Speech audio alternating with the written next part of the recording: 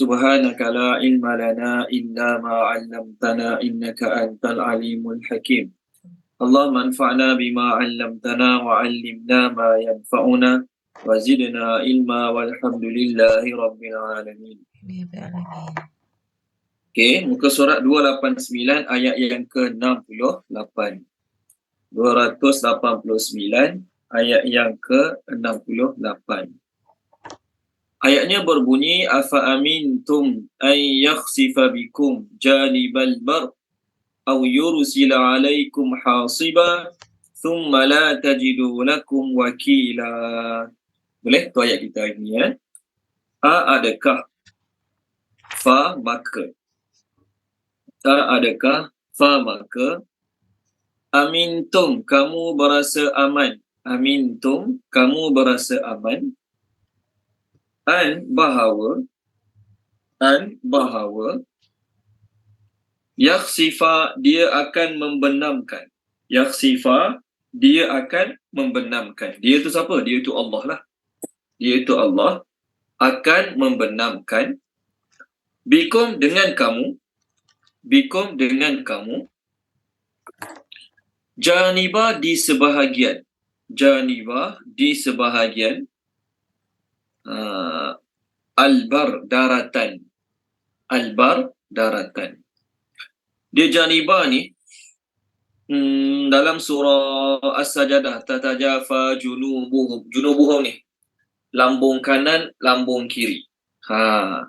Jadi lambung kanan, lambung kiri bukan seluruh badan, sebahagian badan. Begitu juga benua. Dia panggil Janubul Afriki, benua Afrika. Janub, maksud janub tu benda yang jauh dan juga sebahagian daripada bumi, bukan keseluruhan. Sebahagian albar daratan. Al-barri daratan. Dalam bahasa Arab, ba dengan ra ni, beza dia punya baris, beza makna. Sekarang barun daratan. Barun daratan. Kalau birrun, kebaikan. Wa ta'awanu 'alal birri wat taqwa, buat baik, birrun. Kalau burrun, ba balik depan, tepung gandum. Tepung gandum. Okey. Jadi ayat kita sekarang bar sebahagian daratan, ataupun yursila dia menghantar. Yursila dia Allah menghantar alaikum ke atas kamu. Alaikum ke atas kamu. Dia menghantar ke atas kamu hasiban angin kencang. Dalam mereka tulis berserta batu. Hasiba angin kencang. Dalam mereka tulis berserta batu. Summa kemudian la tidak tajidu kamu akan mendapati lakum bagi kamu wakilan pelindung. Kita ada wakil rakyat, tujuan dia tugas wakil rakyat melindungi, menjaga orang-orang di kawasan dia. Okey, ini ayat pertama kita. Tolong terjemahkan dia Tuan Haji Izali, boleh? Ayat 68 ni. Boleh Ustaz. Bismillahirrahmanirrahim. Adakah maka kamu berasa aman bahawa dia akan membendamkan kamu dengan sebahagian daratan, ataupun dia menghantar ke atas kamu angin kencang berserta batu, kemudian tidak kamu akan mendapati bagi kamu pelindung. Okey, boleh, terima kasih Tuan Haji Zali. Boleh tak baca ayat minggu lepas, ayat 67? 67? Yes, 67. Ayat dan apabila menimpa kamu kesusahan di laut, silanglah siapa yang kamu menyeru, melainkan hanya kepadanya, maka tatkala dia menyelamatkan kamu ke daratan, kamu berpaling dan adalah manusia itu tidak bersyukur. Okey, terima kasih Tuan Haji Izali Sulaiman. Minggu lepas, saya cerita ayat 67 tu. Yalah, minggu lepas kita banyak bagi masa tentang ciri-ciri manusia dalam Al-Quran kan. Tapi saya cerita minggu lepas, kisah ayat 67 tu saya sebut anak Abu Lahab. Minggu lepas saya sebut anak Abu Lahab. Saya mohon maaf, sebenarnya bukan anak Abu Lahab, anak Abu Jahal. Cerita je sama je. Dalam cerita sama. Cuma saya salah sebut. Saya sebut anak Abu Lahab. Sebenarnya anak Abu Jahal. Cerita dia macam mana? Anak Abu Jahal ni, masa tahun 8 Hijrah, Nabi SAW datang ke Mekah untuk conquer Mekah lah. Conquest of Makkah tahun 8 Hijrah. Jadi anak Abu Lahab ni dia anak Abu Jahal, anak Abu Lahab lagi. Anak Abu Jahal ni dia memang tak nak beriman dengan Nabi SAW. Dia memang bermati-matian tak nak beriman dengan Nabi SAW. Maka dia buat keputusan untuk lari meninggalkan Mekah. Dia pun naik kapal. Lalu di atas kapal dia ditimpa badai, dia ditimpa angin yang kuat dan juga ombak yang sangat besar. Maka di atas kapal tu dia berdoa dengan berkata, Ikrimah bin Abu Jahal, bukan anak Abu Lahab, anak Abu Jahal. Nama dia Ikrimah bin Abu Jahal. Dia kata, Ya Allah, kalau kau selamatkan aku daripada musibah ni, daripada detik-detik cemas bahaya ni, saya aku akan beriman dengan Nabi SAW. Lalu ketika mana Allah Subhanahu Wa Taala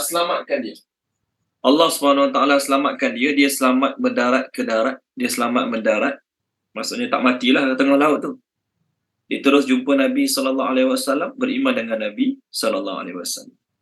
Dia je lah yang diceritakan yang beriman dengan Nabi. Yang lain-lain tu, masa susah janji, Ya Allah, kalau kau selamatkan aku, Ya Allah, aku akan jadi orang beriman padamu sahaja. Aku akan jadi orang yang tidak mensyirikkanmu dengan sesuatu apa pun. Masa tengah susah.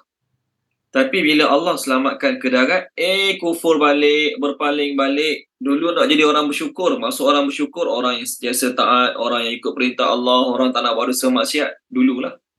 Tapi lepas Allah selamatkan, jadi lain pula. Tetap syirik, tetap maksiat, tetap kufur pada Allah Subhanahu Wa Taala. Ya Allah kata manusia ni kebanyakannya sifatnya ingkar nikmat, kufur nikmat. Ayat ini pula, Allah Ta'ala masih lagi berbicara dengan mereka. Allah kata apa? Kamu fikir, kamu ingat detik-detik cemas, bahaya, malapetaka, musibah hanya boleh berlaku pada kamu masa kamu kat laut.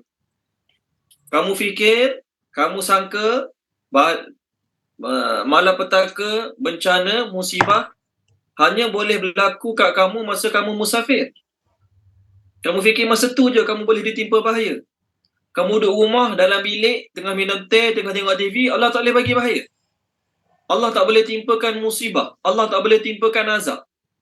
Jadi kamu fikir detik-detik cemas, detik-detik bahaya hanyalah ketika dalam musafir. Ya, memang ada Nabi sebut dalam sebuah hadis, Nabi kata as-safratu qit'atun minal azab, atau kama qala Rasulullah sallallahu alaihi wasallam. Musafir itu sebahagian daripada azab. Maksud sebahagian daripada azab, kesusahan lah. Kat rumah kita selesa. Dalam musafir, nak tu susah, nak ni susah. Tempat kita tak biasa. Kat tempat kita ada masalah, kita ada orang-orang kita kenal yang kita boleh minta tolong. Tengah-tengah musafir luar negara, jalan-jalan jauh, siapa kita kenal yang minta tolong? Contoh. Itu memang ada hadisnya. Jadi, biasanya orang ditimpa musibah ni dalam musafir, dalam perjalanan. Biasanya, kebiasaannya, orang yang disuruh berhati-hati ni, bila kita nak keluar rumah, mak pesan, hati-hati ya. Jaga-jaga ya. Mak pesan kan, nak keluar rumah pergi sekolah ke, pergi kerja ke, sebab kita akan menghadapi perjalanan. Betul. Sebab tu, dalam surah Al-An'am, minggu lepas kita dah rifai tu, kita ulang sekali lagi ya.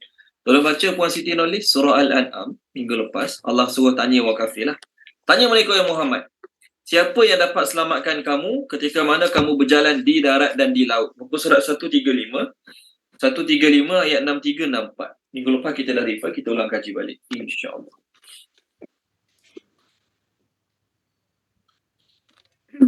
135 ayat 63-64. Bismillahirrahmanirrahim. Katakanlah Muhammad, siapakah yang dapat menyelamatkan kamu dari bencana di darat dan di laut? Ketika kamu berdoa kepadanya dengan rendah hati dan dengan suara yang lembut, dengan mengatakan, sekiranya dia menyelamatkan kami daripada bencana ini, sudah tentu kami menjadi orang-orang yang bersyukur. 64. Katakanlah Muhammad, Allah yang menyelamatkan kamu daripada bencana itu dan daripada segala kesusahan. Namun kemudian kamu kembali menyekutukannya.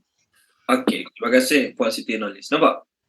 Allah suruh Nabi tanya, siapa boleh selamatkan kamu semasa kamu dalam bahaya di daratan dan di laut? Maksudnya Allah je lah boleh kan? Jadi orang musyrikin Mekah ni lepas dia selamat sampai ke darat, dia fikir dah tak ada bahaya lagi bagi dia. Dia fikir dah tak ada lagi detik-detik cemas bakal berlaku kat dia. Maka Allah kata, kamu rasa selamat dah ke? Fa'amintum ni bentuk soalan dalam bentuk mencela. Kamu fikir kamu dah selamat? Kamu fikir bila kamu dah tak atas kapal lagi, kamu fikir kamu bukan lagi di atas lautan, di atas bahtera di lautan, kamu fikir kamu tak akan ditipu bahaya? Kamu tak takut ke? Kamu tak tahu ke yang Allah boleh menenggelamkan kamu di sebahagian bumi? Allah tak letak syarat, nak kena benamkan orang tu dalam bumi, dia kena duduk kawasan yang ada banyak gunung berapi. Dia kena duduk kat kawasan yang banyak bukit-bukit. Dia kena duduk kat kawasan padang pasir. Dia kena duduk kat kawasan tanah rata. Tak. Mana-mana kawasan pun Allah nak buat gempa bumi, boleh buat gempa bumi. Mekah Madinah pun Allah buat gempa bumi. Allah sebut Janibal Bar, sebahagian daratan. Mana-mana terpulang pada Allah. Walaupun duduk kat satu negara tu kita kata negara paling aman, tak pernah berlaku gunung berapi, tak pernah berlaku gempa bumi, tak pernah berlaku musibah-musibah. Tempat macam tu pun Allah anytime, anywhere, Allah Ta'ala boleh datangkan gempa bumi. Sebagaimana Allah timpakan kepada Qarun. Sebagaimana Allah timpakan kepada kaum sebelum ni, kaum Nabi Saleh. Allah boleh buat. Mereka tak fikir pun yang tempat mereka akan berlaku gempa bumi. Mereka tak rasa pun, tak ada datang tanda-tanda awal pun ke tempat mereka akan berlaku gempa bumi. Ini ancaman untuk orang kafir. Yang mereka merasakan, kita dah selamat daripada bahaya, jadi suka hati kita lah nak buat apa. Kita dah selamat daripada bahaya, suka hati kita nak buat apa. Orang yang Allah uji dengan penyakit, contoh, ni sekadar contoh kan. Kita tak adalah niat nak kata siapa-siapa ke, tak ada. Masa dia sakit tu dia risau. Sakit lah, sebab doktor kata sakit dia ni susah nak sembuh. Jadi masa sakit tu macam-macam nazar dia. Tak nak lagi buat dosa, tak nak lagi buat tu, tak nak lagi buat benda haram. Kalau sembuh nak jadi orang jaga semayang, kalau sembuh nak jadi orang tutup aurat, kalau sembuh nak jadi orang yang suka bantu orang susah. Macam-macam lah dia punya janji masa dia sakit. Takut mati punya pasal, contoh. Tengok-tengok dia sembuh. Tengok-tengok dia sembuh. Jadi bila dia sembuh, apa yang dia janji masa dia sakit tu dia tak buat. Jadi seolah-olah Allah suruh tanya, awak, kamu ingat dengan sebab penyakit tu je kamu boleh mati? Dengan sebab penyakit darah tinggi, kencing manis, kanser tu je ke yang kamu boleh mati cepat? Kamu ingat kamu tengah sehat, segar, bugar ni, Allah tak boleh cabut nyawa kamu. Allah tak boleh buat kamu menderita, Allah tak boleh buat kamu merana. Dia tengok kawan-kawan dia yang kena potong kaki, potong jari, kencing manis, dia pun risau. Jadi dia kesian tengok kawan-kawan dia kena potong kaki, kencing manis, kena insulin lah, kena dia panggil apa, cuci darah, kena dialisis. Jadi dia kata, kesian orang tu, dalam bahaya, dalam detik-detik cemas lah orang macam tu. Habis tu awak sihat, tak ada darah tinggi, tak ada kencing manis, tak ada kanser, tak ada kolesterol, Allah tak boleh matikan awak. Allah tak boleh bagi musibah pada awak sekarang, tak boleh. Allah kena bagi kencing manis dulu ke baru Allah matikan? Allah kena bagi darah tinggi dulu ke baru Allah tak cabut nyawa? Allah kena bagi kanser dulu ke baru balik Allah cabut nyawa kamu? Tak. Anytime Allah boleh binasakan. So dalam ayat ni Allah mencela orang kafir, tapi pengajaran untuk kita. Kita jangan fikir kita duduk kat negara peperangan je kita kena tawajuh pada Allah. Kita jangan fikir bila kita ni duduk macam suasana Palestin hari ni ataupun suasana Syria hari ni, barulah kita kena jadi orang yang tawajuh pada Allah, jauhi dosa maksiat. Kenapa? Negara kita ni dalam peperangan. Anytime bom boleh datang rumah kita, anytime boleh mati. Kita fikir dekat negara macam tu je, kita perlu berhati-hati, berjaga-jaga dengan azab Allah. Negara kita yang aman, damai, tenang ni Allah tak boleh bagi azab kan? Allah berhajat kepada izin siapa-siapa? Ataupun Allah Ta'ala perlu bagi tanda-tanda awal dulu ke? Tak. Allah boleh tenggelamkan. Sebagaimana Allah tenggelamkan kaum Qarun. Kita tengok, kita ulang kaji sikit lah bab Qarun. Tolong baca boleh Puan Izawan ni. Qarun ni dia kaya sungguh lah. Dia orang Islam, kau orang kafir. Qarun ni orang Islam, kau orang kafir. Tapi kerana kekayaan menyebabkan dia rasa dia yang dapat harta tu, bukan Allah. Seolah-olah Allah tak terlibat dengan kekayaan dia. Muka surat 394 Puan Izawan ni, 394 ayat 76. Lepas pada tu terus skip muka surat sebelah 76 je. Ayat 70 394 tu 76 je. 395 daripada 78 sampai 81. Boleh Puan Izzawani. Ini Qarun yang Allah tenggelamkan. Boleh Ustaz? Okey. A'udzubillahi minasyaitonirrajim. Bismillahirrahmanirrahim. Sesungguhnya Qarun dia adalah daripada kaum Musa. Kemudian dia berlaku sombong dan zalim terhadap mereka dan kami telah mengurniakannya pelbagai jenis kekayaan yang anak-anak kuncinya menjadi beban yang sungguh berat untuk dipikul oleh sebilangan orang yang kuat. Ketika kaumnya berkata kepadanya, janganlah engkau bermegah-megah dengan kekayaanmu. Sesungguhnya Allah tidak suka kepada orang yang bermegah-megah. Okay, terus skip muka surat sebelah 78 terus. Qarun berkata, aku diberikan harta kekayaan ini hanyalah disebabkan pengetahuan dan kepandaian yang ada kepadaku. Apakah dia tidak mengetahui bahawa Allah telah membinasakan sebelumnya daripada umat-umat yang telah lalu, orang yang lebih kuat daripadanya dan lebih banyak mengumpulkan harta kekayaan? Dan ingatlah, orang yang berdosa apabila mereka disiksa tidak lagi ditanya tentang dosa-dosa mereka kerana Allah mengetahui hal tersebut. Terus. Maka Qarun keluar kepada kaumnya dengan kemegahannya. Orang yang semata-mata inginkan kesenangan hidup di dunia berkata, alangkah baiknya kalau kita ada kekayaan seperti yang dikurniakan kepada Qarun. Sesungguhnya dia adalah seorang yang bernasib baik. Dan orang yang diberi ilmu antara mereka berkata pula, celakalah kamu, pahala daripada Allah lebih baik bagi orang yang beriman dan beramal soleh dan tidak akan mendapat penerima pahala yang demikian itu melainkan orang yang sabar dalam mentaati agama. Lalu kami benamkannya Qarun bersama-sama dengan rumahnya di dalam tanah, maka tiada baginya satu golongan pun yang boleh menolongnya selain daripada Allah dan dia pula tidak dapat menolong dirinya sendiri. Okey, terima kasih Puan Izzawani. Tengok Qarun, Allah tukang bawa kunci dia saja beberapa orang. Tukang bawa kunci khazanah dia. Security dia, bodyguard dia buat lagi ramai lah. Tukang bawa kunci saja beberapa orang. Tapi ketika mana Allah Subhanahu Wa Taala nak binasakan dia, Allah dah bagi warning awal tak? Tak ada. Sedar-sedar habis tenggelam terus. Dia dengan harta benda dia habis tenggelam. Sampai jumpa kat mana-mana sekarang pun kita sebut harta dia. Jumpa kat mana, kat Kedah ke, kat Perak ke, harta dalam tanah, sebut harta Qarun. Betul dia punya ke bukan dia punya tak tahulah, tapi sebutlah nama dia. So, nak ceritanya, dia bukan tengah musafir. Masa Allah tenggelamkan dia sedang musafir ke? Duduk kat rumah dia, dalam gedung harta benda dia, di gedung harta benda dia. Allah tenggelamkan bersama-sama. So, nak ceritanya apa hari ni? Tempat paling selamat bagi kita kat mana? Tempat paling selamat bagi kita kat rumah kita. Sebab tu masa COVID dulu tak habis-habis. Stay at home. Betul kan? Betul lah. Baguslah nasihat tu supaya duduk kat rumah, tempat yang paling selamat. Sekarang pun sama. Tapi ada tak orang yang dalam rumah dia sendiri Allah binasakan? Dia duduk dalam rumah, perompak masuk rumah dia. Minta duit, dia tak bagi, perompak bunuh dia. Ada tak? Ada. Dia duduk dalam rumah, tempat paling selamat. Tapi anak dia isak dadah, anak dia minta duit, mak dia tak bagi, mak dia tikam mak dia. Ada tak? Ada. Dia duduk dalam rumah, tempat dalam rumah patut paling selamat sekali. Tapi kebetulan rumah dia tepi highway, tepi jalan. Orang bawa kereta mabuk, bawa kereta laju, kereta terbabas masuk dalam rumah. Dia tengah duduk minum kopi dalam rumah, mati kena kereta yang bawa laju. Ada berlaku tak? Ada berlaku tak? Ada. Tak adalah kata saya keluar rumah je saya menghadapi bahaya. Dalam rumah saya tak ada bahaya. Ada orang duduk dalam rumah dia, tiba-tiba Allah buat lintah pintas.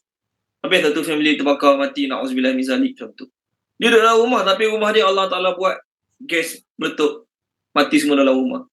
Jadi, orang musyrikin, ni Allah nak celah musyrikin lah. Kamu wahai orang musyrikin, kamu fikir bahaya tu hanya boleh datang pada kamu masa kamu musafir saja. Tak kisahlah kamu travel kat padang pasir ke, kat laut je. Itu je bahaya kamu rasa boleh datang pada kamu. Masa tu je kamu rasa bahaya boleh datang pada kamu. Kamu tak tahu ke yang masa kamu duduk comok dalam rumah tengok TV minum teh tu pun Allah Ta'ala boleh datangkan musibah pada kamu. Ya Allah bagi ancaman pada orang musyrikin yang fikir kita dah selamat. Kita boleh berhuha-huha atau berhuha-huha. Enjoy. Kita boleh enjoy. Kita tak perlu nak buat janji tu, buat janji pada Allah, tak perlu. Sebab kita dah selamat. Maka Allah kata, kamu fikir kamu dah selamat ke? Kamu tak rasa ke yang Allah Ta'ala boleh datangkan gempa bumi pada kamu sekarang? Ataupun Allah tak buat gempa bumi, tiba-tiba Allah hantar angin badai yang berserta dengan batu-batu. Ribut taufan. Bila ribut taufan datang, dengan batu-batu sekali Allah terbangkan, dengan rumah-rumah, atap rumah, tuan rumah, dengan rumah sekali Allah Ta'ala boleh binasakan. Sebagaimana Allah timpakan kepada kaum Nabi Hud. 7 hari 7 malam, 7 hari 8 malam. Sab'a layalin wa thamaniyata ayyamin. 7 malam 8 hari. Diterbangkan oleh putih beliau. Allah bagi warning awal tak? Tak ada warning awal. Orang tu tengah duduk minum-minum macam biasa, tengah sembang macam biasa, yang meniaga macam biasa, yang borak-borak macam biasa, yang jogging macam biasa. Tengah-tengah tu Allah Subhanahu Wa Taala binasakan. Sebab tu orang yang kembali pada Allah, dia tengok langit bumi sentiasa takut pada Allah. Tak adalah kata dia duduk kat negara Indonesia yang biasa berlaku, contohlah Indonesia ni negara yang biasa berlaku gunung berapi. Gunung berapi meletus, gempa bumi negara Indonesia ni. Jadi setengah orang tu dia fikir duduk kat negara kita ni bila-bila je boleh berlaku gempa bumi, bila-bila je boleh berlaku gunung berapi meletus. Ya, tu negara Indonesia. Itu kat Malaysia ni, walaupun tak ada gunung berapi, walaupun jarang berlaku gempa bumi, Allah tak boleh datangkan musibah secara mengejut tiba-tiba. Tak boleh. Allah Ta'ala tak boleh buat macam tu. Allah Ta'ala kena bagi sign awal dulu. Tak. Sebab tu orang dekat dengan Allah SWT, dia tengok langit. Langit tak ada mendung pun, tak adalah cerah sangat, tak adalah mendung. Langit biasa. Sebagaimana hari-hari biasa, dia tengok langit, rasa takut. Okay. Tengok bumi. Bumi okey je. Tumbuh-tumbuhan hidup dengan baik. Pokok-pokok segar macam biasa. Pun takut. Bukan takut kat bumi, takut kat langit tu. Takut anytime Allah datangkan azab pada aku, sama ada gempa bumi ataupun angin taufan ke ribut petir pada langit, Allah boleh datangkan. Ini orang berdekat dengan Allah. Tolong baca Puan Suraya boleh? Muka surat 429. 429 ayat 9. Boleh Puan Suraya Haidah?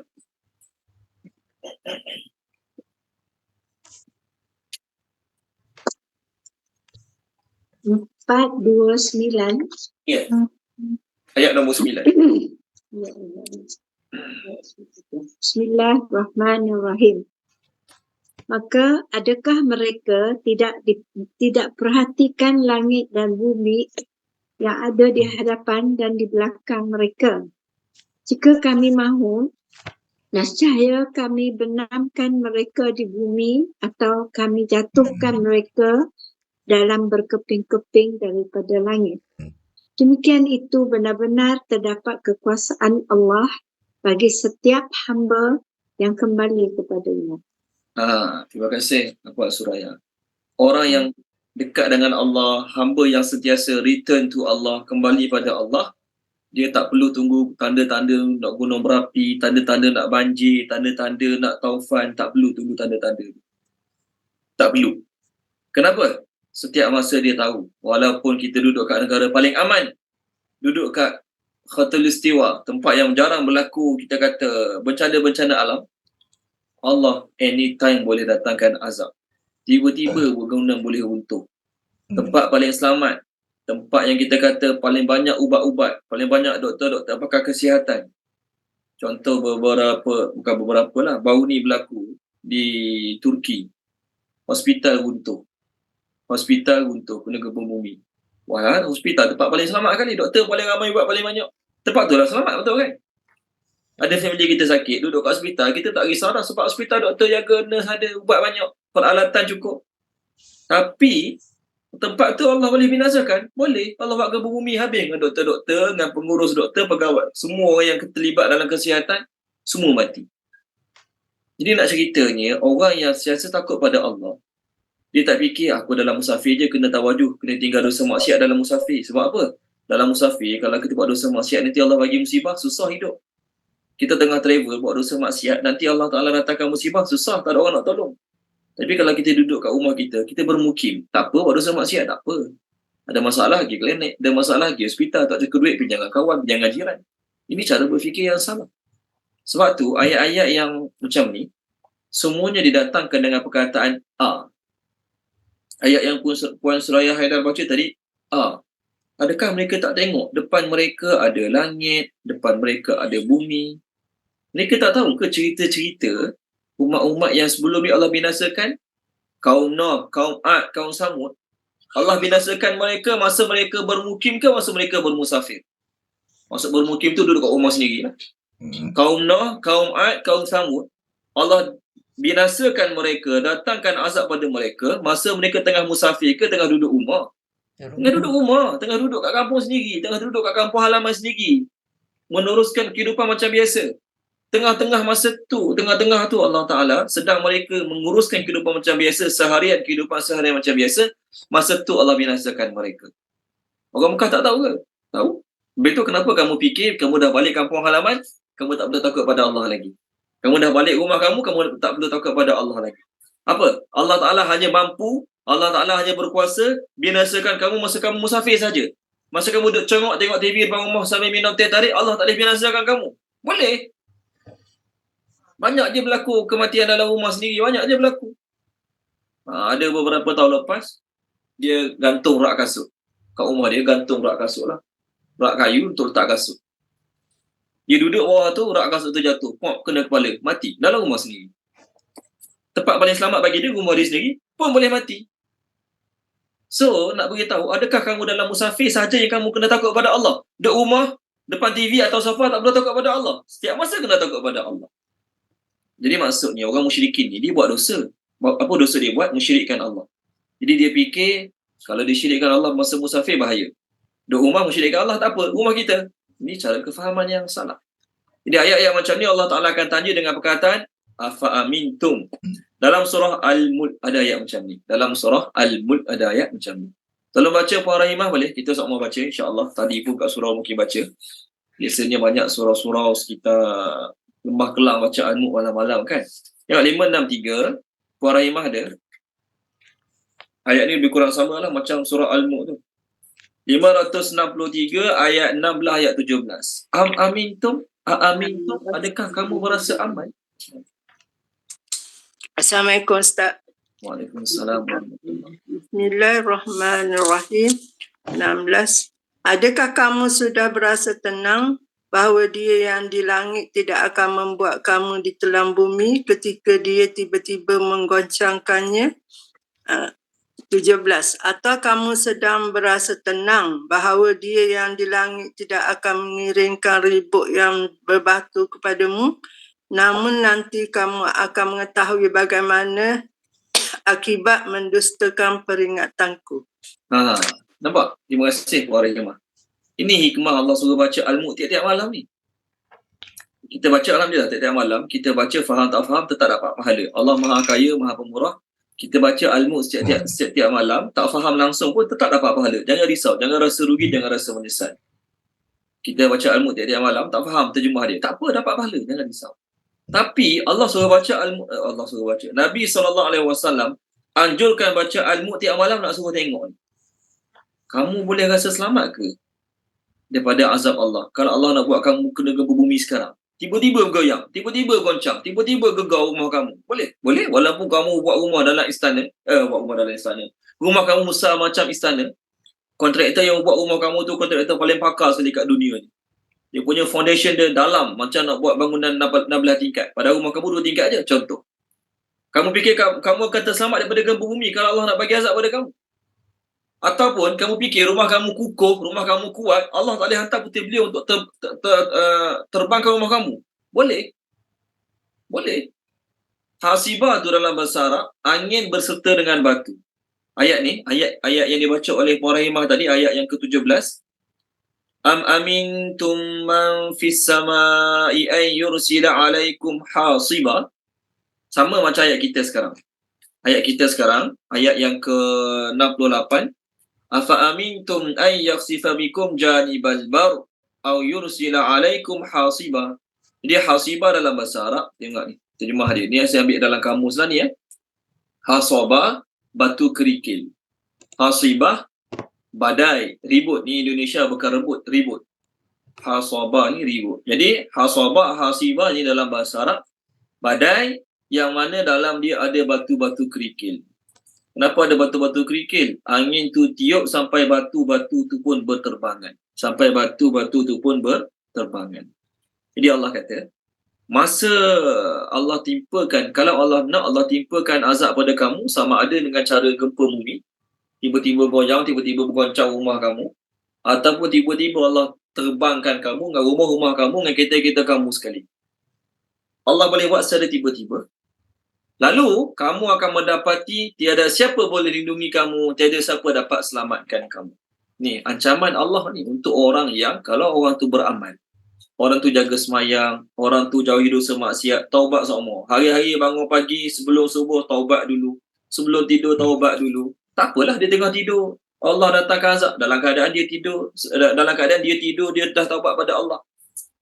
Dia tengah minum kopi petang-petang, tadi dah taubat dah, lepas solat duha dia dah taubat, lepas solat zuhur taubat lagi, lepas tu petang minum kopi Allah datangkan musibah. Tak apa, maksud tak apa dia? Dia tetap tak selamat juga bila Allah datangkan musibah. Tapi sekurang-kurangnya dia mati dalam keadaan dah taubat. Ini Allah ancaman Allah ni pada orang yang syirik pada Allah, buat Allah murka hari-hari setiap masa, buat Allah marah tiap-tiap hari setiap-tiap masa, tapi tak takut Allah Ta'ala akan datangkan azab pada mereka anytime. Ataupun orang Islam yang tak semayang, buat dosa maksiat tak taubat-taubat lagi, gaduh dengan mak, tak cakap dengan mak 2-3 bulan, tak cakap dengan mak, tak minta maaf pun dengan mak.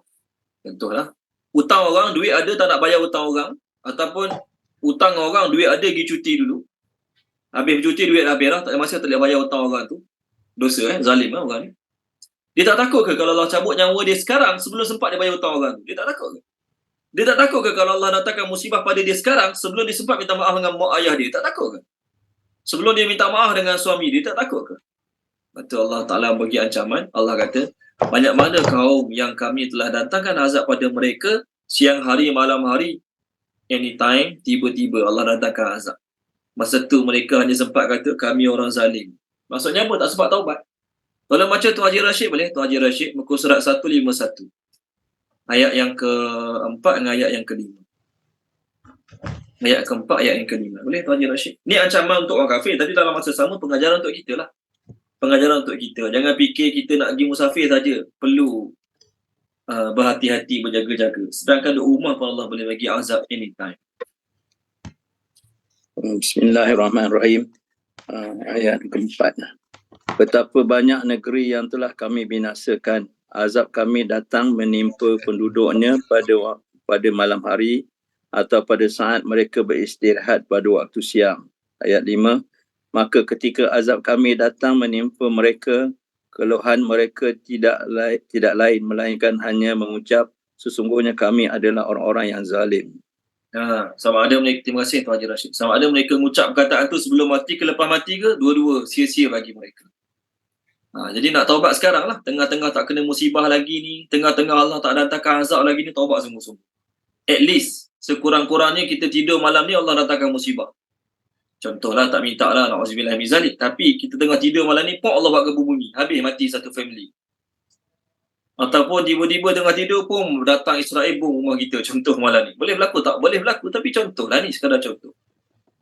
Tak apa, mati-matilah, memang kena mati pun semua orang. Tapi sekurang-kurangnya kita mati dalam keadaan kita dah taubat. Orang musyrik ni, mereka mati macam mana keadaan sekalipun, mereka tak takut ke Allah matikan mereka sekarang dalam keadaan mereka tak sempat taubat pada Allah SWT. Sebab tu, ayat-ayat macam ni, Allah Ta'ala guna adakah. Ni maksudnya soalan dalam bentuk celaan yang sangat pelik. Kamu tak takut ke? Kamu tak takut ke buat macam ni? Sebagaimana kita tahu kawan kita ni isak dadah, jual dadah, contohlah ni. Kita tanya dia, awak tak takut ke? Boleh datang rumah awak tiba-tiba tangkap awak, anak awak terkotak kanting, isteri awak tak kerja pula tu, tak takut ke? Ni sekadar contoh.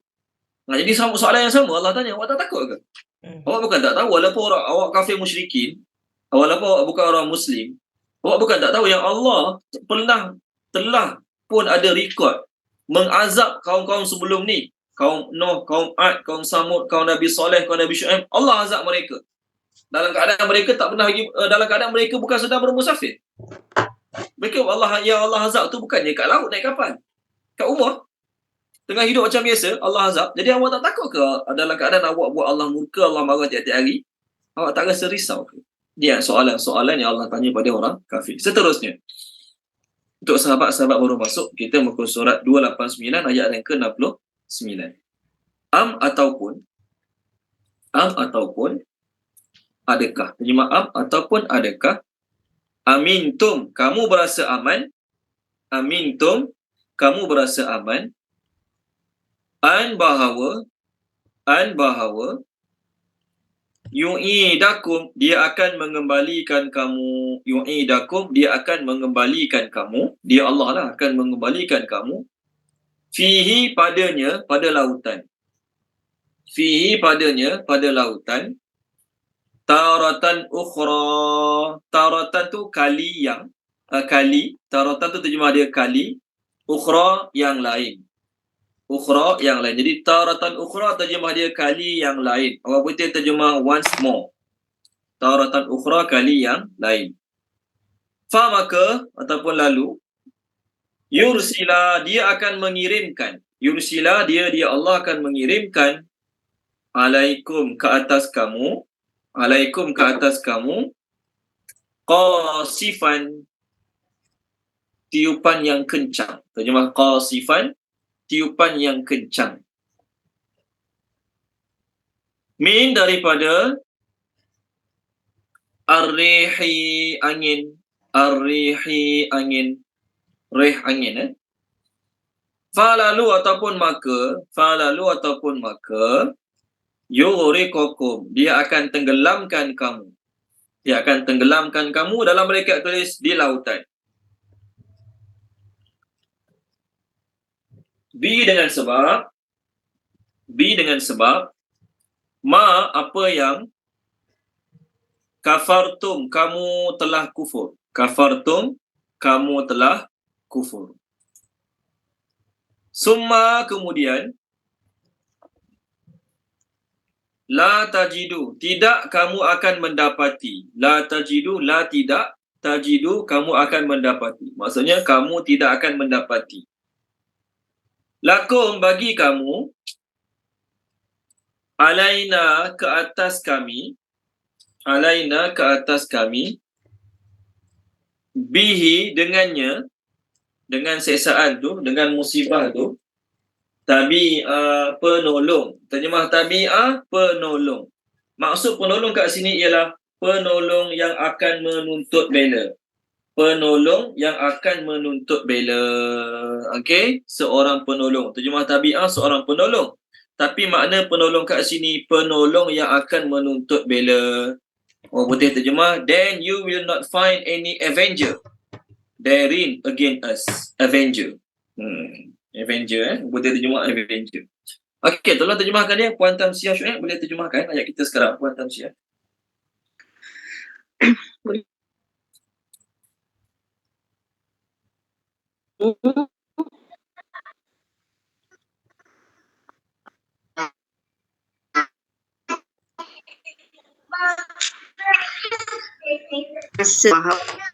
Bahawa ia akan mengembalikan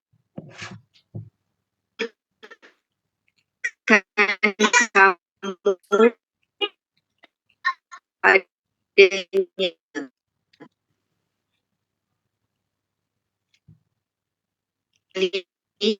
Yang lain, maka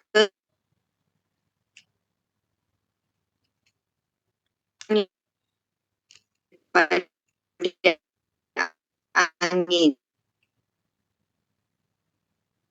Okey.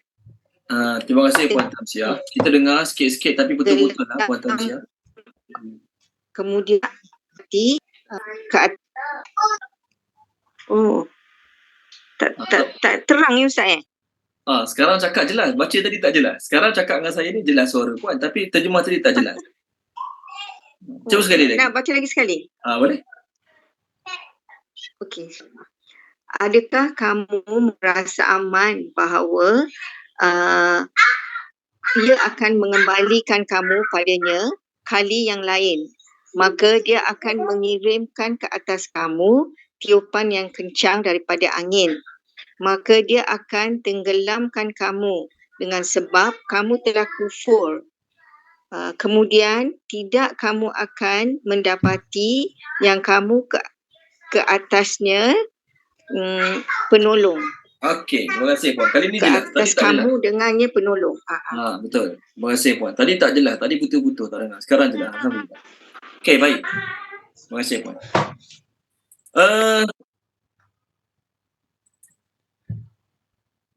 Apa dia Puan Tamsiah? Apa dia Puan Tamsiah? Tak jelas juga ke saya tanya? Yang kedua ni jelas, clear. Sangat-sangat clear yang kedua. Okey. Yang pertama tadi je, kita tak dengar apa. Ha. Dengar suara cucu je yang pertama tadi. Okey. Line dia. Okey, tak apa. Alhamdulillah, yang kedua tu jelas. Ayat ni apa maksud ayat ni?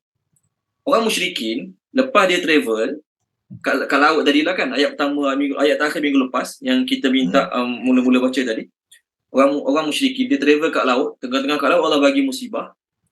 Lalu dia pun tabur janji lah. Dia kata kalau Allah selamatkan, dia mesti akan jadi orang yang baik. Tapi bila Allah selamatkan, sampai ke darat, dia mula kufur, mula buat jahat balik. Maka Allah tanya, kamu fikir kamu terselamat pada laut kali ni, akan datang kamu fikir kamu takkan pergi laut lagi ke? Akan datang, adakah kamu tidak akan ke laut semula? Mungkinlah orang musyrikin tu dia turun pada kapal, dia kata, oh Alhamdulillah selamat sampai. Aku taubat, aku janji, aku tak akan naik kapal lagi sampai mati. Contoh, dia cakap macam tu. Lepas dia selamat, dia cakap macam tu. Contohlah ni. Kalau baca dia, Puan Arianti boleh? Puan Arianti ada? Puan Arianti, muka surat 211. Kita dah lalu ayat ini minggu lepas. Kita ulang sekali lagi. Boleh, Puan Arianti? 211. 11. Ya. 211. Ayat 22 dengan ayat 23. 211.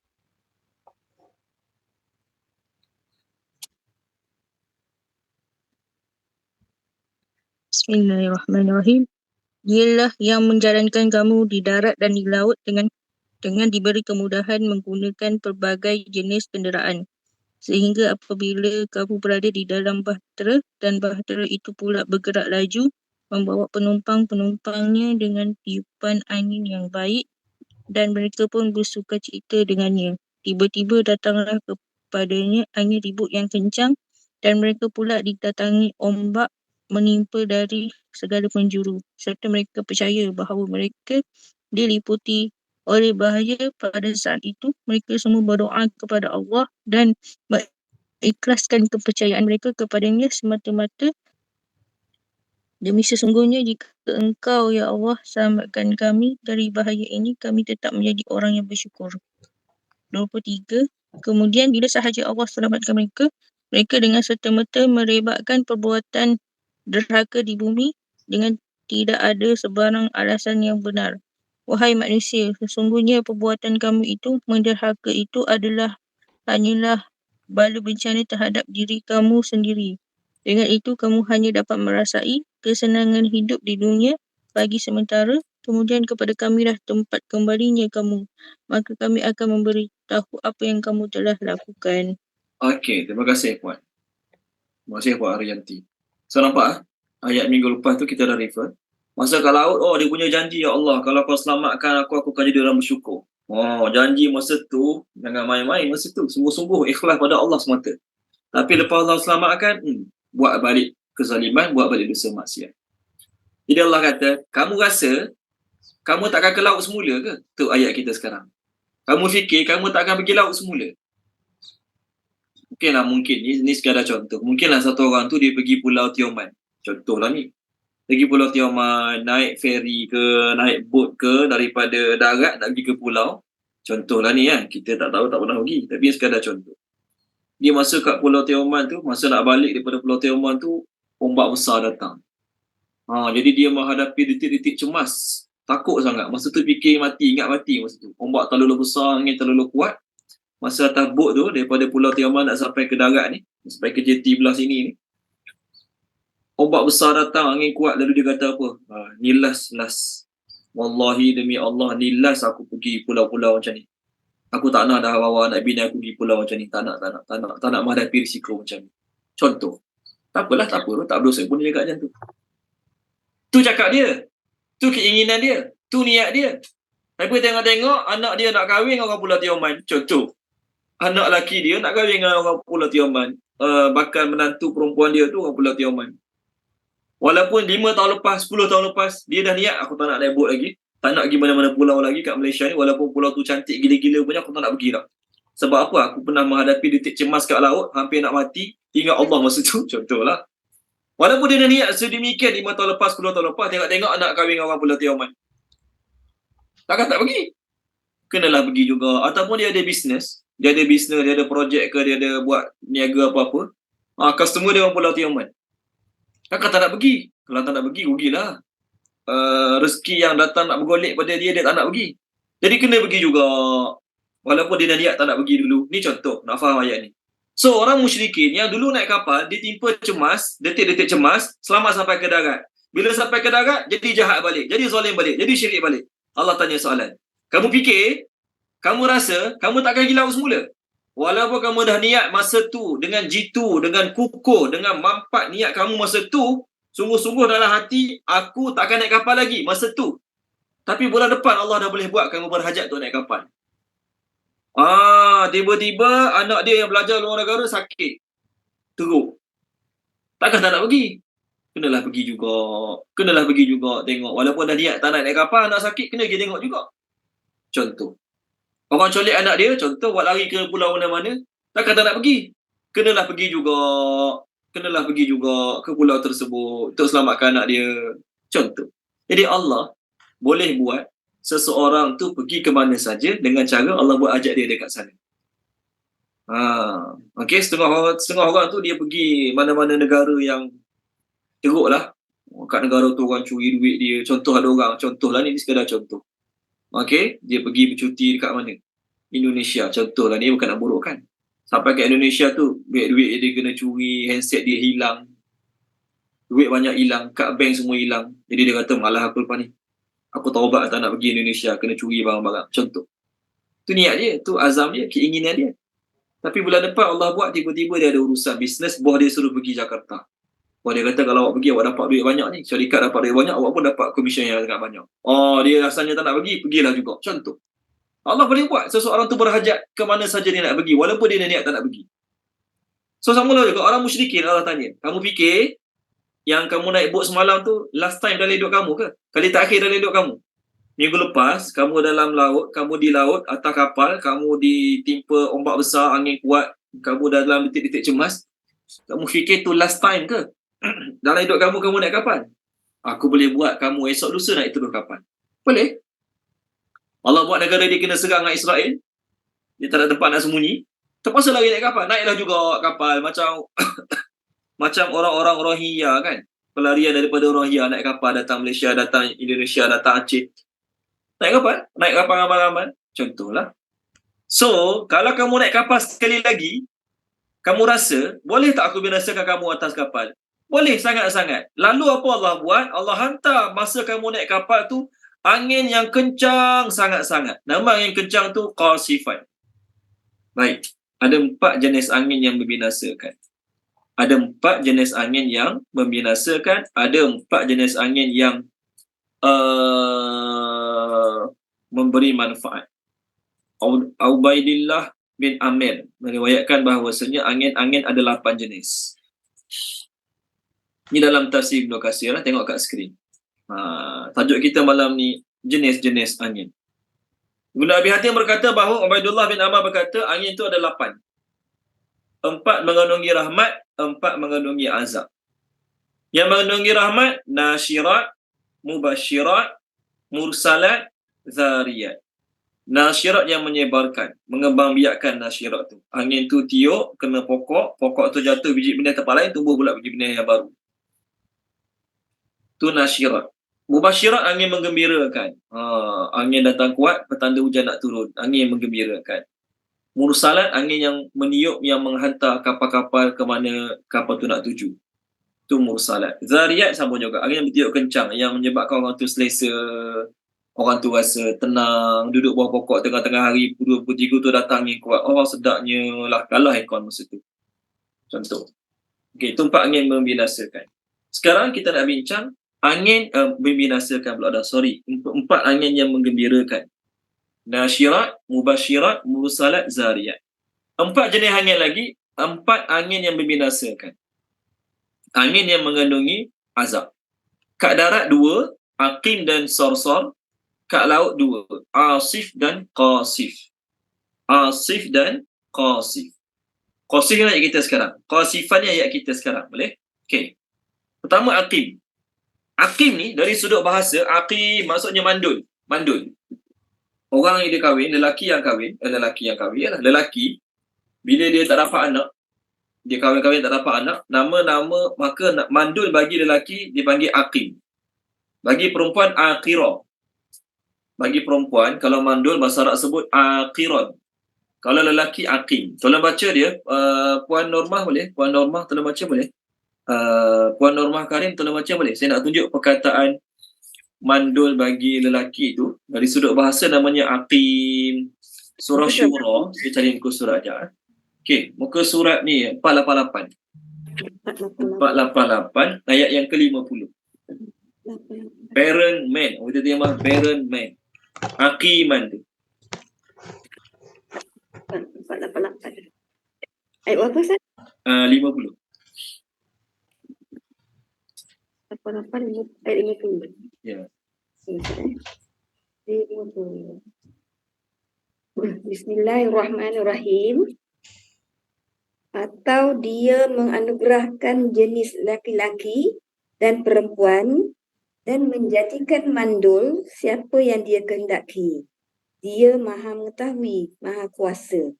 Okey, terima kasih Puan Normah Karim. So mandul tu perkataan di aqim. Tengok kat skrin. Aqim. Mandul lah tu. Bukan alif, aib. Aqim ni mandul. Orang mandul. Jadi kenapa angin tu panggil angin mandul? Bukan angin tu mandul. Angin tu menyebabkan orang tu terputus keturunan dia. Allah matikan, bila angin ni datang, satu kaum semua mati. Bila satu kaum tu, suami isteri mati, semua mati, anak-anak kecil semua mati, akan ada keturunan tak? Tak ada kan? Kalau mak ayah mati, anak masih ada, anak tu akan meneruskan keturunan. Ini mak, ayah, anak, satu keluarga semua mati, aqim. Tak ada lagi keturunan akan datang. Itu maksud aqim. Okey, itu saya terjemah aqim yang untuk orang dipanggil mandul. Ada ayat Quran, Allah guna perkataan terus, rihal aqim.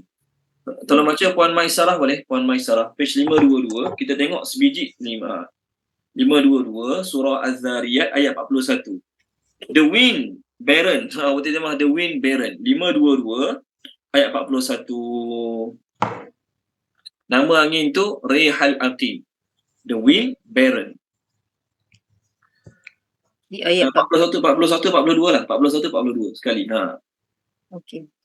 Auzubillahi minasyaitonirrajim. Dan juga pada kisah kaum Ad ketika kami kirimkan kepada mereka angin yang membinasakan. Angin itu tidak membiarkan suatu apa pun yang dilandanya, bahkan dijadikannya seperti serbuk. Serbuk, yes. Disintegrated ruins. Terima kasih Puan Maisarah. So nama angin tu apa? Rihal aqim. Terjemah kita dengar tadi, angin membinasakan. Betul lah, membinasakan. Tapi barren wind, the wind barren, orang terjemah, maksudnya kena acul lebu habis. Tak ada tinggal seorang pun. Budak kecil umur 2 bulan, 3 bulan, 2 hari, 2 tahun, semua Allah binasakan. Itu pertama. Yang kedua, sarsarin. Sama juga, angin yang Allah timpakan kepada kaum Ad, sarsarin. Angin yang Allah timpakan pada kaum Ad namanya sarsarin juga. Puan Nur Hidayah Ahmad, tolong baca boleh? Puan Nur Hidayah Ahmad, tolong baca boleh? Ustaz, saya belum masuk. Boleh bagi Boleh, muka surat tak? Boleh. Ni okey, surah ni. Saya nak tunjuk sekarang ni kat skrin Kalau tengok perkataan jenis angin yang memudaratkan yang kedua, muka surat 566 ayat 6. Sarsarin atiyah, furious violent wind, kita terjemah. Sarsarin Ni kita bincang tajuk angin ni.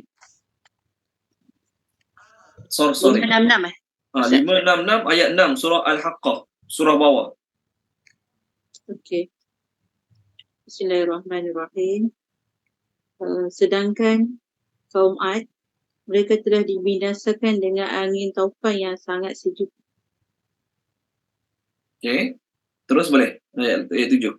7. Allah menimpakan angin itu kepada mereka selama 7 malam 8 hari berturut-turut.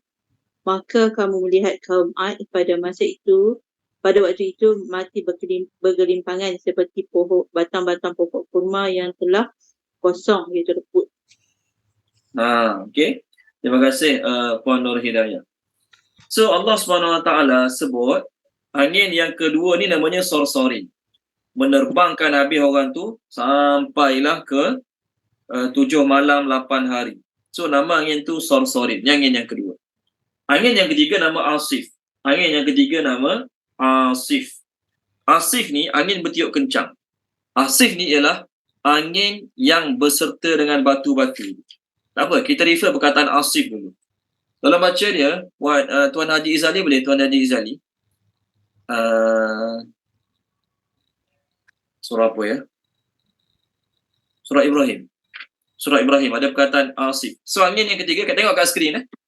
Aqim, sorsor, dua dah. Kita dah refer Aqim, sorsor, asif. Surah Ibrahim muka surat 257 ayat 18. Oh betul terjemah Stormy. Stormy. 18 Ustaz. Ya, 18. Ayat yang bawah sekali. Okey, bismillahirrahmanirrahim. Perumpamaan orang yang ingkar pada Tuhannya, perbuatan mereka seperti debu yang ditiup oleh angin kencang. Mereka tidak berkuasa mendatangkan manfaat sama sekali daripada apa yang telah mereka usahakan di dunia. Yang demikian itu adalah kesesatan yang jauh. Terima kasih Tuan Haji Zali. Angin kencang, asif. Kemudian tadi sahabat kita Puan Arianti baca tadi. Cuma tengok boleh? Kita tak ulang balik dah ayat tu. Sebab ayat tu dah dibaca. Tadi sahabat kita Puan Arianti baca muka surat 211 tadi kan. Beliau baca muka surat 211 tadi ayat 22. Semua tengok kalau boleh. Walladhi yusayyirukum fil barri wal bahr hatta idza kuntum fil fulki wa jarayna bihim birihin tayyibah wa farihu biha ja'atha rihun 'asifun. Wind stormy. Apa terjemah wind storm? Angin kencang. Ni asif. Asif ni juga dia sebenarnya sama macam hasibah tadi. Okey. Jadi ada orang tanya pula, Ustaz, dalam 8 Ustaz bagi ni tadi, saya share balik. 8 jenis angin ni tadi, 4 yang menggembirakan, 4 yang membinasakan. Aqim, sorsor, asif dan qasif. Ada satu Ustaz dalam skrin tak sebut. Apa dia? Hasibah. Kan tadi ayat 68. Ayat 68 kita tadi. Kita sekarang ayat 69 kan? Ayat 68 tadi ada hasibah Ustaz. Kenapa Ustaz tak sebut hasibah? Kenapa Ustaz tak sebut hasibah? Jawapan dia, hasibah dengan asif sama. Hasibah dengan angin jenis asif ni sama. Kenapa sama? Okey, ni saya tunjuk kat skrin. Tadi dah share lah. Kita share sekali lagi.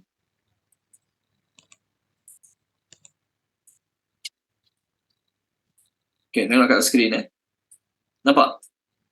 Badai, ribut, storm, violent wind, tempest ke tak tahu sebut macam mana, tak kisahlah, tapi maksudnya macam tu. Tengok, hasibata dengan asifata sama, dua benda yang sama. Jadi datangkan sekali je lah, cukup. Ayat berapa tadi? Ayat 68. Page kita sekarang 289. Afa amintum ay yakhsifa bikum janibal bari aw yursila alaikum hasiba. Angin kencang yang menerbangkan batu-batu. Hasibah tadi. Sekarang kita bincang jenis-jenis angin. Kenapa tak ada hasibah? Jawapan dia, asif dengan hasibah ni sama jenis anginnya. Bila datang stormy wind, angin kencang datang, bukan sekadar batu, rumah-rumah, tiang-tiang rumah habis diterbangkan juga sekali. Boleh? Okey, tu yang ketiga. Yang keempat, angin sekarang. Angin yang ayat kita sekarang lah, qasif ni. Aqim, sorsor, asif dan qasif. So, asif dengan qasif ni adalah angin yang kuat yang membinasakan di laut. Kapal-kapal terbalik habis. Kapal punya besar habis terbalik. So, qasif. Kita terjemah qasif tadi, tiupan kencang dari angin. Itu terjemahlah, qasif, tiupan kencang dari angin. Tetapi dari sudut bahasa, qaf, sad dan fa ni, terjemah dia apa dia? Memecahkan ataupun mematahkan. Dari sudut bahasa lah, dari sudut bahasa Arab. Okey, tengok kat skrin. Okey, tengok kat skrin Angin kita sekarang, angin yang kita bincang dalam ayat 69 ni, qasifan minar rih. Jadi qasifan tu dia punya huruf asal dia qad pula dah. Qaf, sad dan fa. Qaf, sad dan fa maksudnya kasara. Kasara tu apa? Mematahkan, memecahkan. To snap, to break, to shatter, to smash. Jadi angin tu bila dia datang, kalau kena rumah pecah. Kalau kena pokok, pokok patah. Kalau kena kapal, layar kapal, tiang kapal, semua patah. Semua habis hancur. Itu maksud angin yang kuat, qasifan. Tengok, dia punya pergi dia tu macam bom, macam tembakan. Qasafah tu melepaskan bom, melepaskan tembakan. Jadi orang melepaskan bom, melepaskan tembakan macam mana? Pergi kuat, padu, tepat. Macam itulah juga angin qasifan yang Allah Ta'ala nak binasakan. Apa saya nak terangkan tadi? Dalam Quran, bila Allah datangkan lafaz angin yang membinasakan, Allah akan datangkan lafaz angin yang dengan lafaz singular, ar-rih. Ar-rih. Ar-rih maksudnya lafaz angin yang lafaz singular. Ar-rih, ar-rayaha. Tapi bila Allah nak datangkan angin yang memberi kebaikan, Allah Ta'ala akan datangkan ar-riyah. Ar-riyah plural pada ar-rih. Jadi bila ayat-ayat yang Allah nak cerita tentang angin-angin yang membinasakan, Allah datangkan dengan lafaz wahid ataupun singular. Tapi bila angin-angin tu memberi manfaat pada manusia, Allah datangkan dengan lafaz ar-riyah. Kenapa? Siapa agak-agak tahu jawapan? Kenapa ya rasa-rasa macam tu? Okey, tak apa. Tengok dulu surah Ar-Rum. Kalau baca Puan Izzawani ni, surah Ar-Rum. Saya cari je. Ada 2 page. Sebelah-sebelah. Dalam 2 page tu ada Allahumma salli ala Muhammad. Angin yang datang dengan lafaz plural dan ada angin yang datang dengan lafaz singular. Okey, muka surat 409. Kalau boleh semua tengok jugalah 409. Ayat 46 ada angin, ayat 48 ada angin. Kedua-dua angin Allah datangkan dengan lafaz plural, jamak.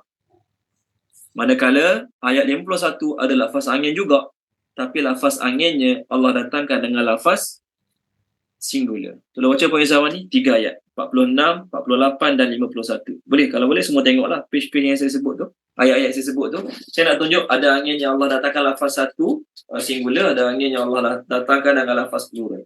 Boleh Puan Izzawani tolong baca? Boleh. Bismillahirrahmanirrahim. Bismillahirrahmanirrahim. Antara tanda-tanda yang membuktikan kekuasaannya bahawa dia menghantarkan angin sebagai pembawa berita yang menggembirakan mengenai turunnya hujan dan untuk merasakan kamu sedikit daripada rahmatnya serta supaya kapal dapat berlayar laju dengan perintahnya dan juga supaya kamu dapat mencari rezeki daripada limpah kurniaannya dan seterusnya supaya kamu bersyukur. Okey, Puan Izzawani, angin ni baik ke tak baik? Baik. Mubasyirat. Ayat yang Puan tadi baca tu.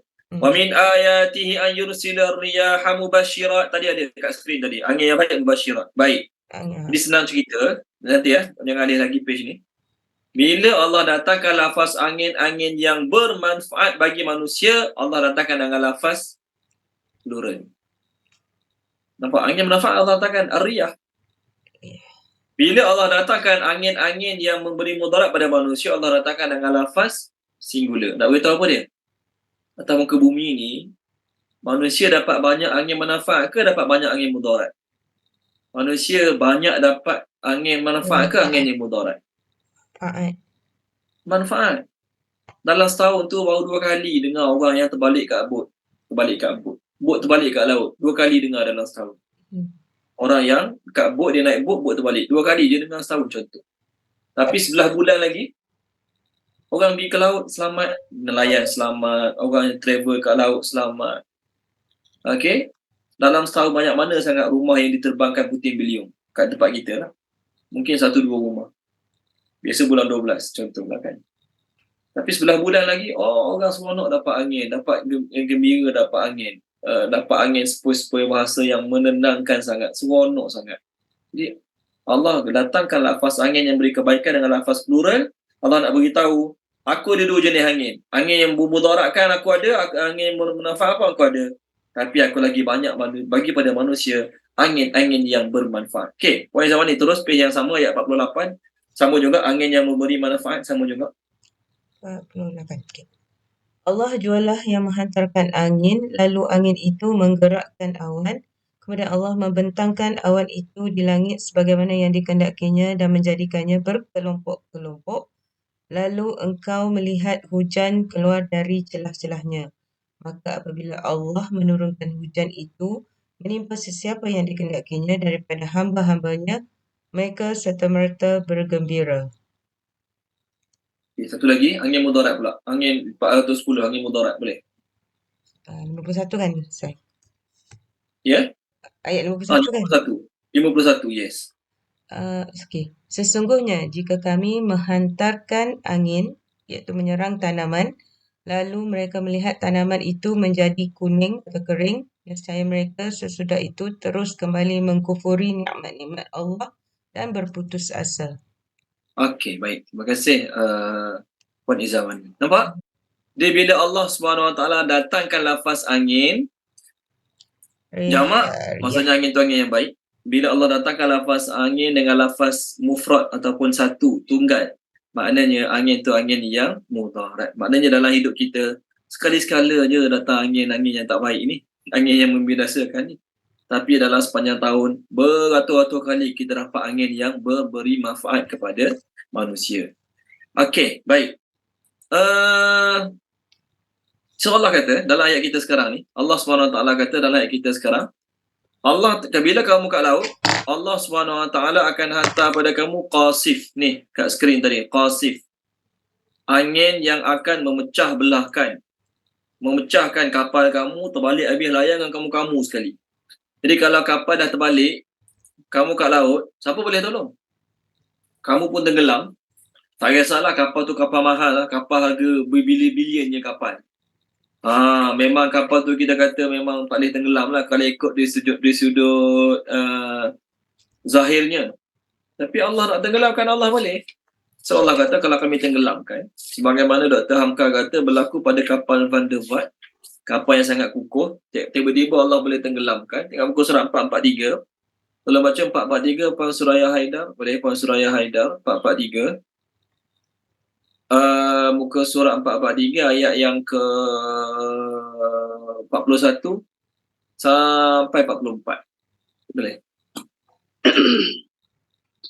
Dan suatu tanda kebesaran Allah bagi mereka adalah kami bawa keturunan mereka dalam kapal yang penuh dengan muatan.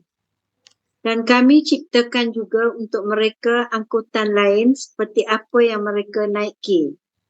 Dan jika kami mahu, kami tenggelamkan mereka, maka tidak ada penolong bagi mereka dan tidak pula mereka diselamatkan.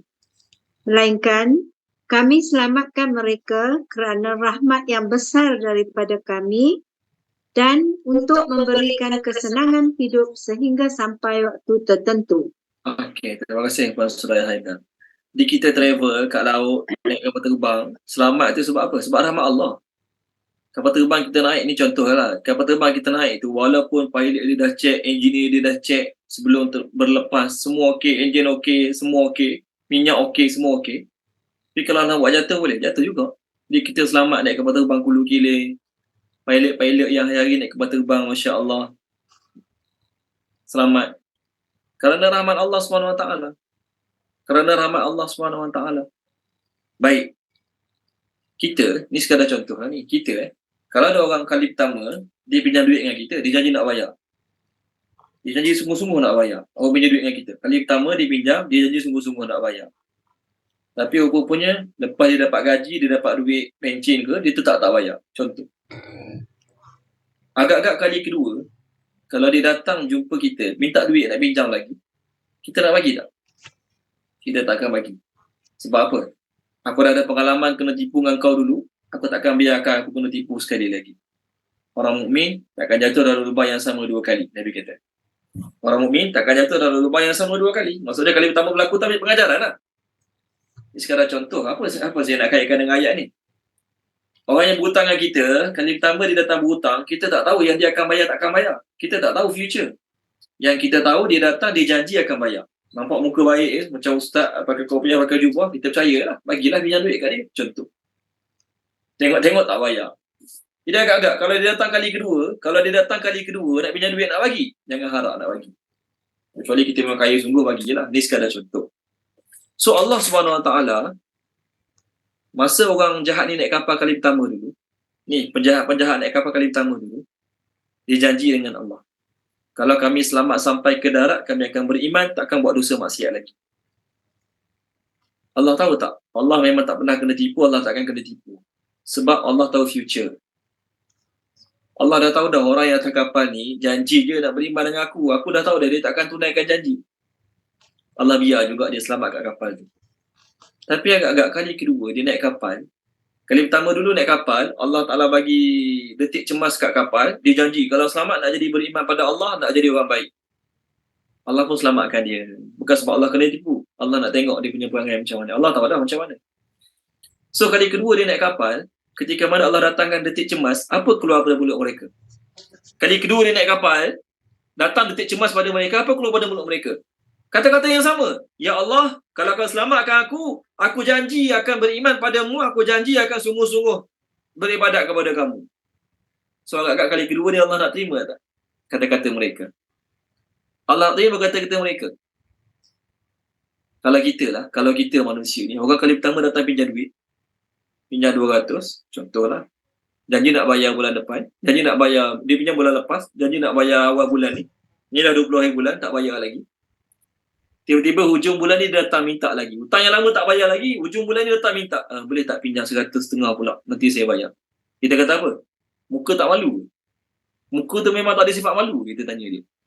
Dulu punya janji tak tunai lagi, sekarang dah nak pinjam duit baru, nak janji nak bayar juga. Jangan harap aku nak bagi. Ni contohlah kan. Sama lah juga orang musyrikin ni. Dulu janji dengan Allah, kalau Allah selamatkan sampai ke darat nak beriman. Allah pun selamatkan sampai ke darat tak beriman. So agak-agak kali kedua ni, masuk kamu naik kapal kali kedua ni, Allah timpakan badai angin kuat kencang pada kamu. Kamu pun masa tu mula berjanji kali kedua. Ya Allah, aku janji ya Allah, kalau kau selamatkan aku sampai ke darat, ya Allah, aku akan beriman sungguh-sungguh. Agak-agak Allah jawab macam ni. Lebih kurang macam kita tadi, tak malu. Dulu janji nak beriman, tak beriman. Dulu janji nak bersyukur, tak bersyukur. Sekarang nak janji sekali lagi, jangan harap aku nak percaya cakap kamu. Ni saya bagi contoh nak suruh faham.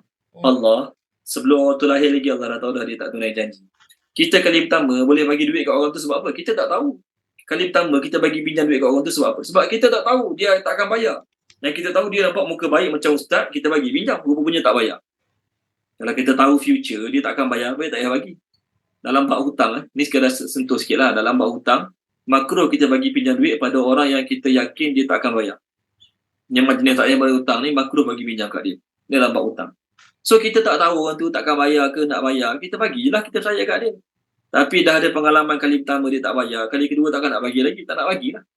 Samalah juga. Allah, dulu kamu dah tipu kali pertama, akan beriman. Kali kedua naik kapal Allah nak percaya. Jangan harap pandai-pandailah hidup sendiri, pandai-pandailah mati sendiri. So Allah kata, kalau kali kedua kamu naik kapal, Allah tenggelamkan kamu. Allah akan tenggelamkan kamu dengan sebab kamu kufur, tak tunai janji, tipu, tak bersyukur. Kemudian kamu tidak akan mendapati orang yang akan menuntut bela terhadap azab kamu tu terhadap kami. Kita masuk ayat ni. Tabi'ah tu, kita terjemah apa tabi'ah tadi? Avengers. Avenger. Dia macam ni. Kabilah orang Arab dulu, cerita orang Arab zaman dulu, kalau kabilah A, orang kabilah A mati, kena bunuh dengan salah seorang orang kabilah B. Kabilah A takkan duduk diam selagi mana orang kabilah B tak dibunuh seorang. Kabilah A, orang kabilah B bunuh orang kabilah A. Dia tak kisahlah bunuh tahu siapa membunuh ke, tak tahu siapa membunuh ke. Yang kabilah A tahu, orang aku mati seorang sebab orang kabilah B buat. Orang kabilah B tak ngaku, orang dalam kabilah B tak ngaku. Orang ni tuduh orang ni, orang ni tuduh orang ni, tuduh orang ni tak nak ngaku. Maka kabilah A takkan duduk diam. Kabilah A akan perangi orang kabilah B. Sampailah diserahkan seorang untuk dibalas bunuh, barulah takkan perang. Kalau kabilah B tak bagi salah seorang untuk dibalas bunuh oleh kabilah A, peranglah dua kabilah tersebut. Maksudnya apa dia? Sifat perkauman mereka kuat. Sifat asabiah mereka kuat. Walaupun dia Islam, orang ni kafir, dalam kabilah A ada orang Islam, ada orang kafir. Dalam kabilah A. Tapi salah seorang orang dia mati, kabilah dia mati, tak kisahlah. Orang ni kafir, orang tu Islam, sama-sama kabilah ni akan menuntut bela terhadap kematian dia. Ni orang Arab punya style. So Allah kata, kalau aku tenggelamkan kamu kat laut ramai-ramai mati semua sekali, siapa nak tuntut bela? Siapa berani nak tuntut bela terhadap tindakan aku? Siapa berani nak ambil tindak balas terhadap tindakan aku? Siapa berani? Tak ada orang berani. Boleh buat apa kamu? Boleh senyum, boleh sengih je lah. Sedih je lah boleh. Sebab tu masa orang-orang Arab mereka fikir untuk bunuh Nabi SAW sebelum Nabi hijrah ke Madinah, apa mereka buat? Mereka hantar wakil kabilah Bani Makhzum, Bani Naufal bin Abdul Manaf, Bani Abdul Syam bin Abdul Manaf, Bani Abdul Dar, Bani Abdul Asad, Bani Asad bin Abdul Uzza, Bani Saham, Bani Jum'ah, lebih kurang 7 ataupun 8 kabilah berkumpul. Abu Jahal kata apa? Kita bagi satu seorang, kita pilih setiap kabilah ni pemuda yang paling kuat, paling gagah.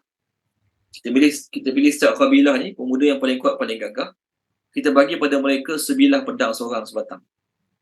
Lalu mereka semua kena bunuh Nabi bersama-sama. Maksudnya kematian Nabi bukan sebab seorang, sebab 8 orang ni. Wakil daripada setiap kabilah tadi semua terlibat dengan bunuh Nabi. Jadi bila Bani Hashim ataupun Bani Abdul Muttalib tahu yang Nabi Muhammad kena bunuh, dia orang akan cari siapa pembunuh. Kabilah Bani Hashim ataupun Bani Abdul Muttalib akan cari siapa pembunuh. Jadi kalaulah mereka dengar 8 kabilah yang terlibat membunuh Muhammad, Nabi tidak balas. Mereka berani ke nak memerangi ke-8 kabilah di Mekah?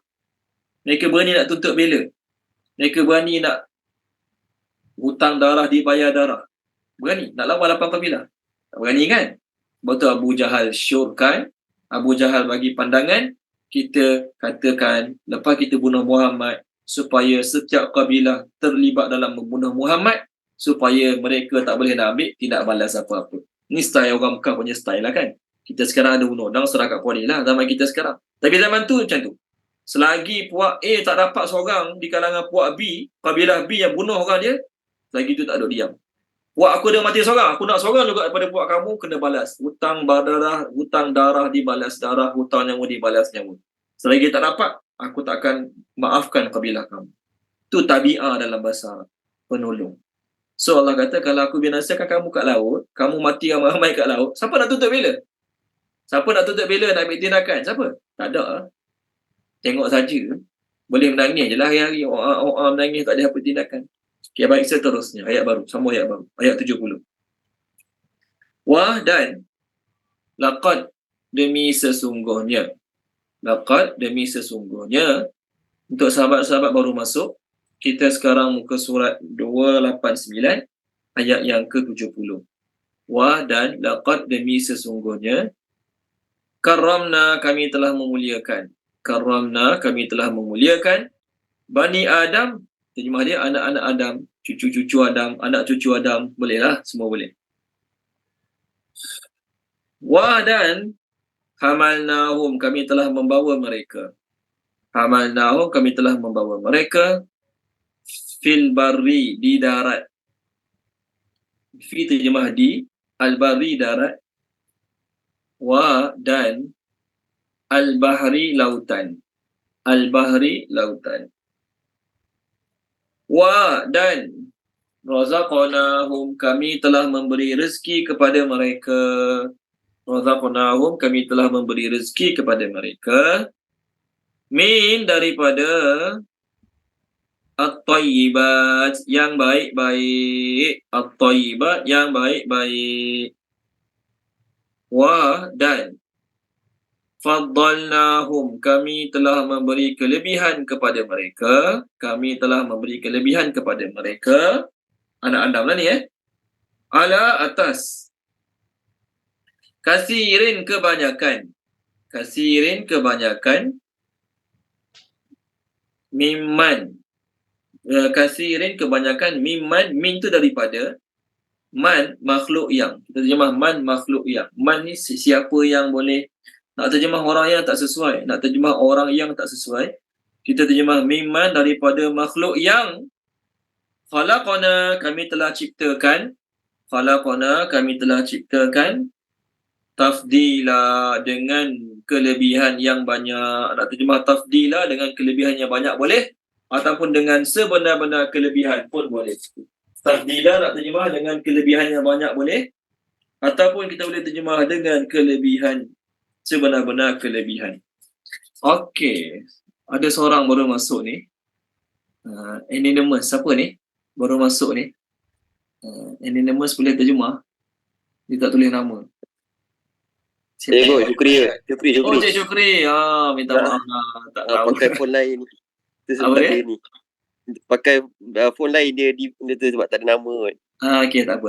Tolong terjemah boleh ayat 60 ayat 70. Okey. Dan sesungguhnya kami telah memuliakan anak cucu Adam dan kami bawa ataupun angkut mereka di daratan dan lautan. Dan kami beri rezeki mereka dari yang baik-baik dan kami lebihkan mereka atas kebanyakan dari makhluk yang kami telah ciptakan kelebihan yang banyak. Yes, dengan kelebihan yang banyak. Maksudnya, betul lah. Kami berikan kelebihan kepada mereka dengan kelebihan yang banyak daripada kebanyakan makhluk yang kami telah ciptakan. Okay, terima kasih Encik Syukur. Okey, sama. Apa kaitan ayat ni dengan ayat tadi? Apa kaitan ayat 70 ni dengan ayat 68 dan 9 tadi? Ayat ketiga kita hari ni. Kaitannya ialah Allah telah berjasa pada kamu dengan menyelamatkan kamu di darat dan di laut. Banyak kali dah kamu travel kat darat, banyak kali lah kamu travel kat laut, selamat semua. Betul kan? Lebih-lebih lagi pilot, nahkoda kapal, hidup mereka banyak masa kat atas kapal terbang, banyak masa kat lautan. Ni, pilot lah, juru terbang, yang hari-hari kena terbang kulu-kilir. Orang kerja bawa kapal ni. Kelasi kapal, nahkoda kapal, hari pergi laut. Selamat pula tu, pergi selamat, balik selamat, alhamdulillah. Itu adalah kurniaan rezeki daripada Allah Subhanahu Wa Taala. Betul kan? Tapi ada orang dia bukan kerja ke laut, dia tak pernah dalam hidup dia tak pernah menghadapi detik cemas kat laut. Dia tidak pernah juga menghadapi detik cemas kat udara, macam mana pilot-pilot menghadapi contoh. Jadi adakah orang yang tak pernah menghadapi detik cemas kat laut, orang yang tak pernah menghadapi detik cemas kat udara tak perlu syukur pada Allah? Tak perlu berterima kasih pada Allah? Orang yang pergi kapal, pergi travel, naik kapal selamat sampai ke kampung halaman, orang ni je kena syukur pada Allah. Orang yang naik kapal terbang, pergi ke satu destinasi selamat sampai, daripada destinasi tu balik semula ke KLIA selamat, orang ni je kena syukur pada Allah. Orang ni je kena syukur pada Allah. Kamu yang tak pernah travel naik kapal, tak pernah travel naik kapal terbang, ataupun tak pernah travel naik bas biasa-biasa gimana-mana, tak kisah. Adakah kamu tak boleh bersyukur? Tak, kamu kena bersyukur juga sebab kamu adalah makhluk-makhluk yang kami muliakan. Makhluk-makhluk yang kami beri kelebihan berbanding dengan makhluk-makhluk yang lain. Baik. Allah Ta'ala cipta semua makhluk. Jin, iblis, malaikat, gunung, ganang, matahari, semua Allah ciptakan. Tak ada yang Allah tak ciptakan. Tetapi untuk manusia ni Allah sebut khalaqtu biyadai. Apa dia khalaqtu biyadai? Aku ciptakan dengan, dari sudut lafaz, minta maaf banyak, dari sudut lafaz, biyadai ni dengan tangan aku. I create with my hand. Tapi terjemah I create with my hand tu jangan terjemah Allah ada tangan macam tangan makhluk, salah faham tu.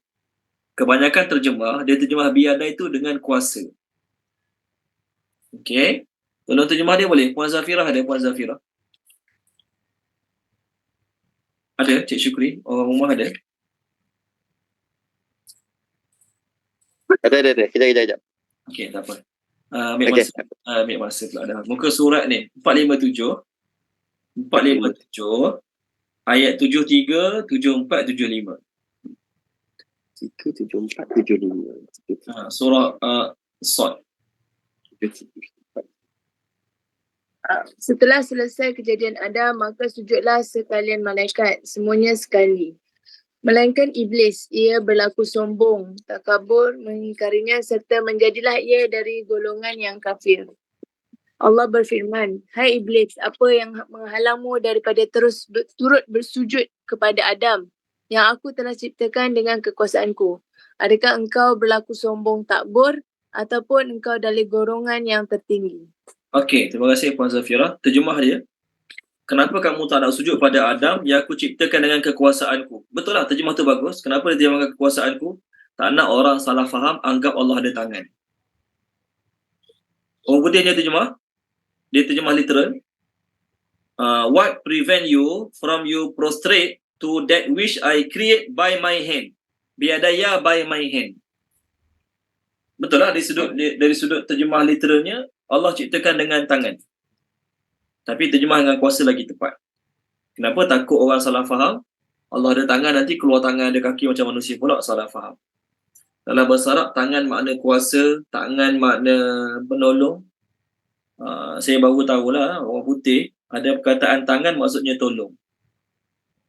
Dia tengok kawan dia buat kerja, dia datang, dia nak offer diri dia untuk tolong kawan dia, dia kata, ni orang putih ni, sekala salah, saya minta maaf lah. You need a hand? Dia tanya kawan dia. You need a hand? Nak tangan ke? Maksud nak tangan tu nak pertolongan ke? Sebut lafaz hand, tangan. Tapi dia bukan beri makna tangan, beri makna pertolongan. Semula juga Allah sebut biyadaya, by my hand, maksudnya kuasa. Bahasa Melayu kata, semua rahsia kau dalam tangan aku. Semua rahsia kau dalam tangan aku. Tapi bila tengok tangan tak ada apa pun, kosong tangan dia. Sebut dalam tangan aku maksudnya dalam pengetahuan aku. Okey, tu dari sudut lafaz, dari sudut makna tangan lah kan. Jadi terjemah tangan tu bagus. Yadullahi ala jama'ah. Tangan Allah atas jemaah. Apa maksud dia? Pertolongan Allah atas jemaah. Baik. Semua makhluk Allah ciptakan. Tapi untuk Nabi Adam ni, Allah sebut khalaqtu biyadai. I create by my hand. Kerana apa? Paling mulia. Jangan faham Allah cipta Adam guna tangan, Allah cipta makhluk lain tak guna tangan. Jangan faham macam tu. Saya hanya beritahu, Allah sebut bila Allah cipta Nabi Adam, Allah sebut by my hand kerana kemuliaan. Sama je Allah cipta Nabi Adam ke, cipta siapa saja ke, semua Allah sebut kun tu jadi. Semua Allah buat bagus, mulia, sempurna. Semua Allah buat cantik, sempurna, complete. Tapi yang paling mulia adalah Nabi Adam. Sebab tu Allah mention nama tangan dia dekat Nabi Adam. Okey. Allah sebut, kami telah muliakan anak-anak Adam. Kenapa? Mereka ni, walaupun mereka tak ada sayap, mereka tak ada sirip macam ikan, mereka tak ada ekor macam ikan, mereka tak boleh lama duduk dalam air, tetapi mereka boleh travel kot darat, naik kuda, naik unta, naik gajah, naik kereta lembu, boleh? Ataupun travel kot laut. Allah kata ayat kita sekarang, maksudnya pun naik kapal, naik perahu, naik bot, naik kapal selam, tak kisah. Ini zaman dulu. Zaman sekarang, kalau Quran turun zaman sekarang lah, maka Allah mungkin akan tambah lagi. Walaupun mereka tak ada sayap, tapi Allah bagi kemuliaan pada mereka. Mereka boleh naik kapal terbang, yang terbang dalam jarak-jarak yang sangat jauh. Ini kelebihan. Binatang tu kalau dia hebat ke air je lah, naik atas darat, tak ada apa. Binatang tu. Okey, binatang tu kalau dia boleh terbang je lah. Dalam air dia tak ada apa pun, kat darat dia tak ada apa pun. Maksudnya dia hebat pada tempat dia masing-masing binatang tu. Ada binatang hebat kat darat, ada binatang hebat kat air, ada binatang hebat kat udara. Tapi anak Adam Allah muliakan. Di darat mereka boleh hebat, di udara mereka boleh hebat, di lautan mereka boleh hebat, anak-anak Adam. Okey? Baik. Kemudian Allah bagi anak-anak Adam rezeki yang baik. Ya, kambing, lembu, unta, semua tu Allah bagi rezeki juga pada mereka. Tetapi anak Adam, Allah turunkan hujan. Dengan sebab turunnya hujan, tumbuhnya rumput. Dengan sebab tumbuhnya rumput, sayur-sayuran, binatang dapat makan, manusia dapat makan. Betul tak? Betul. Samalah. Tapi Allah ciptakan sayur-sayuran, rumput-rumput agar binatang dapat makan dan manusia dapat makan binatang tu pula. Ini kelebihan untuk anak Adam. Sebab tu Allah, Nabi sebut dalam sebuah hadis, Nabi kata, Inna dunya khuliqat lakum wa innakum khuliqtum lil akhirah. Dunia Allah ciptakan untuk manfaat kamu. Walaupun bila turunnya hujan, binatang-binatang pun dapat manfaat. Bila turunnya hujan yang lebat, rumput-rumput, pokok-pokok tumbuh dengan baik, binatang-binatang pun dapat manfaat. Tetapi untuk manusia, kemuliaan dia, daripada binatang tu manusia dapat manfaat. Boleh makan kambing, lembu, rusa, kijang, kancil, pelanduk, manusia boleh makan. Ini kemuliaan bagi manusia. Baik. Walau bagaimanapun, kemuliaan manusia dibandingkan dengan malaikat adalah kemuliaan dari sudut jins. Maksud jins, jenis. Kemuliaan dari sudut jenis. Okey. Pengarang tafsir Syasawi mengatakan apa? Dia kata, anak Adam ni Allah buat makan dengan tangan, bukan makan dengan mulut. Makan dengan tangan. Kita boleh ambil makanan dengan tangan, kita masukkan dalam mulut. Adapun binatang-binatang makan dengan mulut. Kebanyakan binatang makan dengan mulut. Kemudian anak-anak Adam ni, kelebihan dia pula, antara kelebihan anak-anak Adam ialah tubuh mereka seimbang. tubuh mereka seimbang. Susunan mata, susunan telinga, susunan bahu seimbang, sama rata. Mereka adalah desain terbaik. Manusia ni adalah makhluk yang Allah Ta'ala desainkan dengan desain yang terbaik. Sebab tu dalam surah, tolong baca Puan Rahimah, boleh Puan Rahimah? Surah At-Tin. Laqad khalaqanal insana fi ahsani taqwim. Puan Rahimah tolong baca 597, boleh Puan Rahimah? 597. 597. Yes. 597. Ayat nombor 1, 2, 3, 4. At-Tin.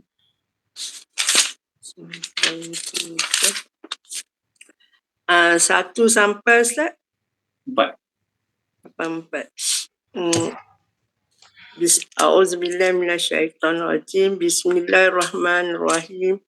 Wattini wazzaitun wa turi sinin. Terjemah dia, Puan, terjemah dia. Sorry, salah Ustaz saya. Dengan nama Allah yang Maha Pemurah lagi Maha Penyayang. 1 demi buah tin dan buah zaitun. 2 demi gunung Sinai. 3 dan demi negeri Mekah yang aman ini. 4 sesungguhnya kami telah ciptakan manusia dalam bentuk yang sebaik-baiknya. The best stature. Terjemah the best stature. The best stature terjemah. Manusia. 1. Yang kedua, Puan Samiah telah baca, boleh Puan Samiah? Ada Puan Samiah? Puan Samiah telah baca, boleh? Baca apa Ustaz? Surah Al-Infitar. Muka surat 587. 587 ayat 6, 7, 8. Ayat 6, 7, 8. 587. Ayat 6, ayat 7, ayat 8.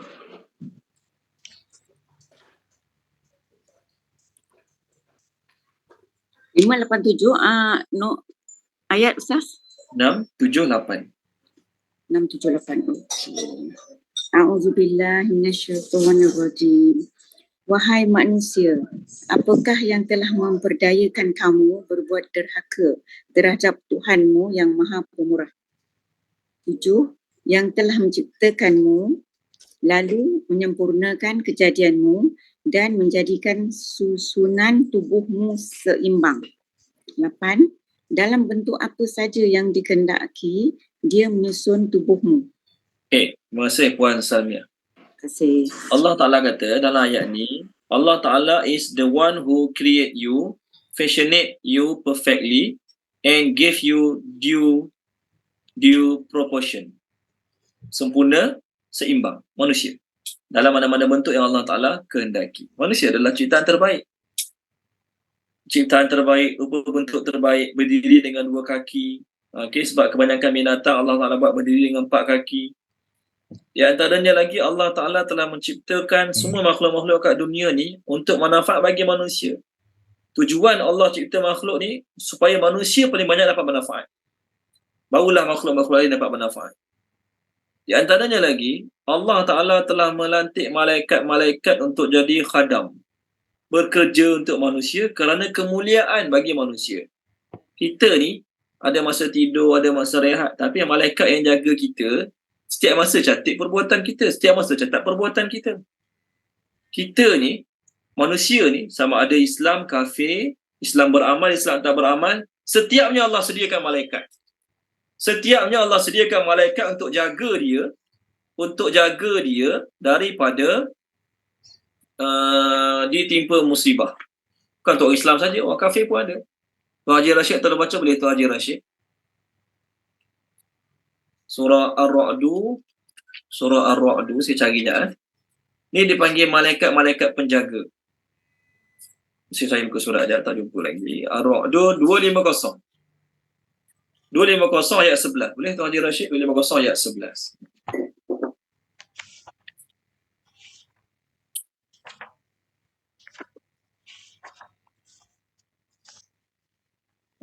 Ada Tuan Haji Rashid? 250 ayat 11.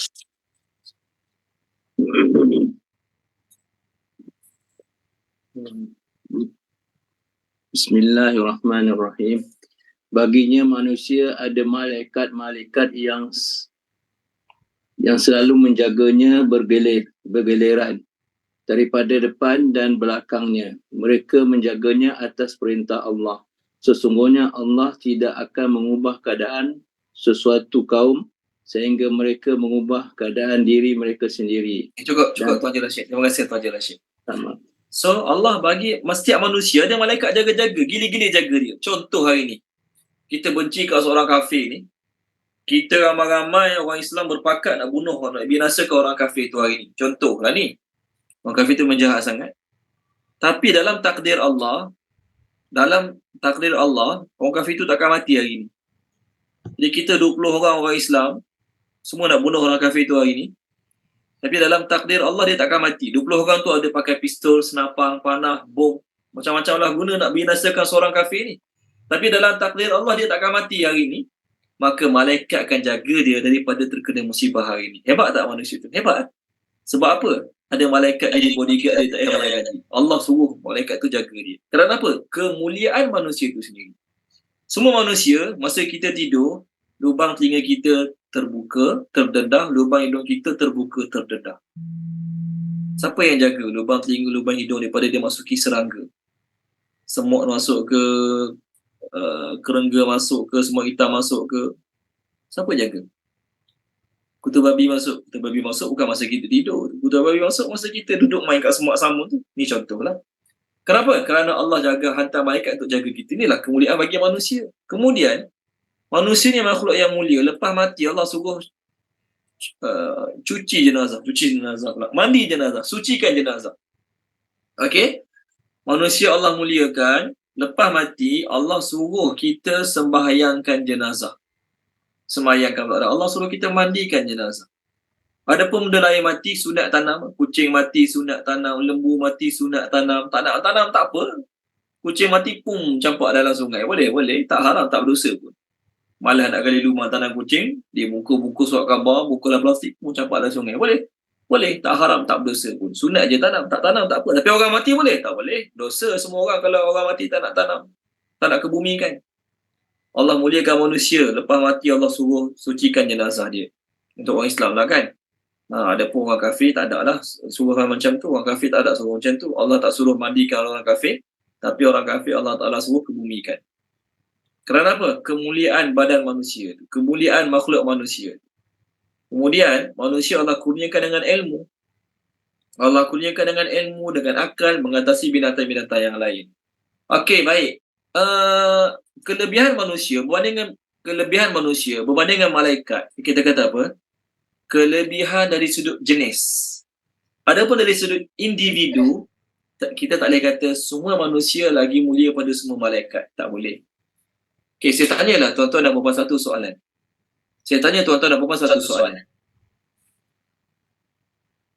Pelajar yang belajar di universiti dengan pelajar yang belajar di college, mana lagi terbaik? Mana lagi mulia, mana lagi tinggi kedudukan? Saya nak tanyalah tuan-tuan dan puan-puan. Pelajar yang belajar kat universiti dengan pelajar yang belajar kat college, mana lagi baik? Ni soalan. Tuan-tuan, mana lagi baik? Pelajar yang belajar di universiti dan pelajar yang belajar di college, mana lagi baik? Mana lagi tinggi kedudukan? Universiti. InsyaAllah. Terima kasih Cik Syukri, tolong jawab. Yes. Itu jawapan dia.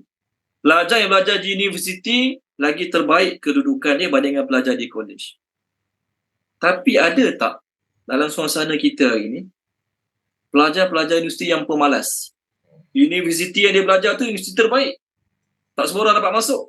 Universiti yang dia belajar tu universiti terbaik, tak semua orang dapat masuk. Cikgunya terbaik, syllabusnya terbaik, CJ-nya pun Masya Allah terbaik. Tapi pelajar tu malas, ada tak? Ada. Belajar universiti terbaik tapi pemalas. Tidur, bangun, tidur, pergi makan, tidur, tak belajar. Ada tak? Ada. Dari sudut tempat, yes, universiti lagi bagus pada college. Syllabusnya, sistemnya, universiti lagi bagus pada college. Di sudut tempat. Tapi dari sudut individu, ada je. Bahkan ramai pelajar-pelajar college, walaupun dia belajar kat college, tapi dia punya rajin, dia punya bijak, dia punya sungguh-sungguh, dia punya fokus jauh lebih baik pada pelajar universiti. Ada ke tak ada? Cik Syukri, ada ke pelajar kolej yang jauh lagi rajin, cerdik, pandai, sungguh-sungguh banding dengan mana-mana pelajar universiti? Ada ke tak ada, Cik Syukri? Ada sangat. Ada sangat, Masya Allah. Terima kasih, Cik Syukri. Lama. Ada sangat. Banyak. Dari sudut tempat, yes, universiti adalah terbaik banding dengan kolej. Tapi dari sudut individu, kita tak boleh keluarkan kenyataan. Semua pelajar universiti jauh lagi baik pada semua pelajar kolej. No, statement tu tak diterima. Samalah juga. Dari sudut jenis ciptaan, yes, manusia terbaik. Tapi dari sudut individu, bolehkah kita kata semua manusia lagi mulia, lagi bagus banding dengan semua malaikat? No, tak boleh diterima. Jadi susunannya macam ni. Ni ulama tafsir tulislah ni ya. Dia kata, manusia paling mulia, makhluk Allah paling mulia adalah para nabi. Makhluk Allah paling mulia adalah para nabi. Al-Anbiya, para nabi.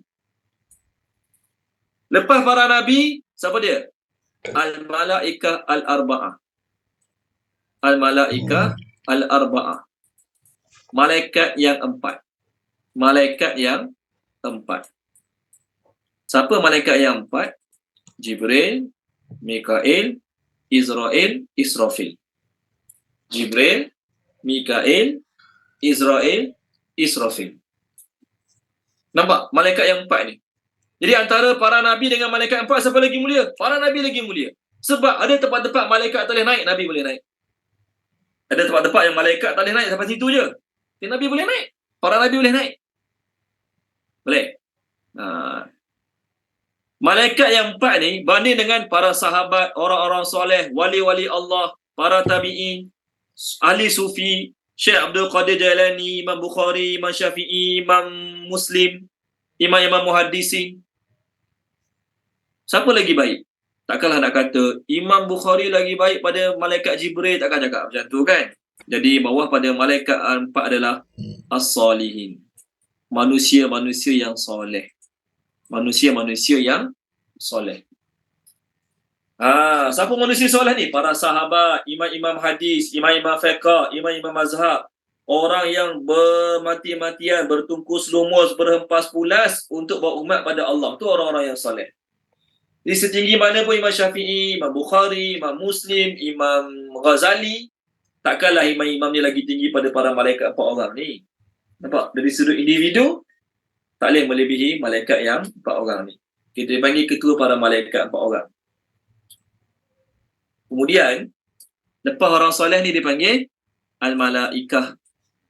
Malaikat-malaikat yang lain selain 4 orang ni. Malaikat-malaikat yang lain selain 4 orang ni. Jadi, para sahabat jauh lagi mulia pada malaikat. Setuju? Setuju? Para sahabat Nabi, para tabi'in, imam-imam, jauh lagi mulia pada para malaikat. Setuju tak? Setuju? Ya, mereka memang lagi bagus pada para malaikat. Malaikat-malaikat ni yang cemburu dengan mereka, malaikat-malaikat ni kena muliakan mereka. Allah suruh malaikat ni selawat pada mereka. Tak hebat? Hebat eh? Kita duduk mana kita? Kita bawah pada ni lagi. Bawah pada malaikat ni Muslim biasa. Mukmin biasa macam kita. Yang kadang-kadang semangat buat baik 2 hari je. Lepas tu buat dosa maksiat balik. Contoh. Jadi tak payahlah perasan aku ni walaupun tak lagi tinggi pada Jibril, tapi aku lagi tinggi pada malaikat biasa. Tak payah berangan lah. Tak payah berangan. Sebagus mana pun kita, sehebat mana pun kita boleh capai tahap solihin. Kalau kita betul-betul jauhi dosa maksiat, kalau kita betul-betul fokus akhirat, tak fokus dunia, kita boleh capai tahap solihin. Tapi buat masa ni, kita reda je lah diri kita duduk kat bawah ni. Ni kedudukan kita kat sini.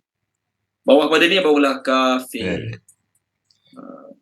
Netanyahu, Sami Velu, semua duduk sini lah. Netanyahu, Sami Velu, Israel semua duduk sini. Kalau lah Netanyahu dan Sami Velu tu mati dalam keadaan tak mengucap 2 kalimah syahadah, dia confirm lah duduk paling bawah sekali.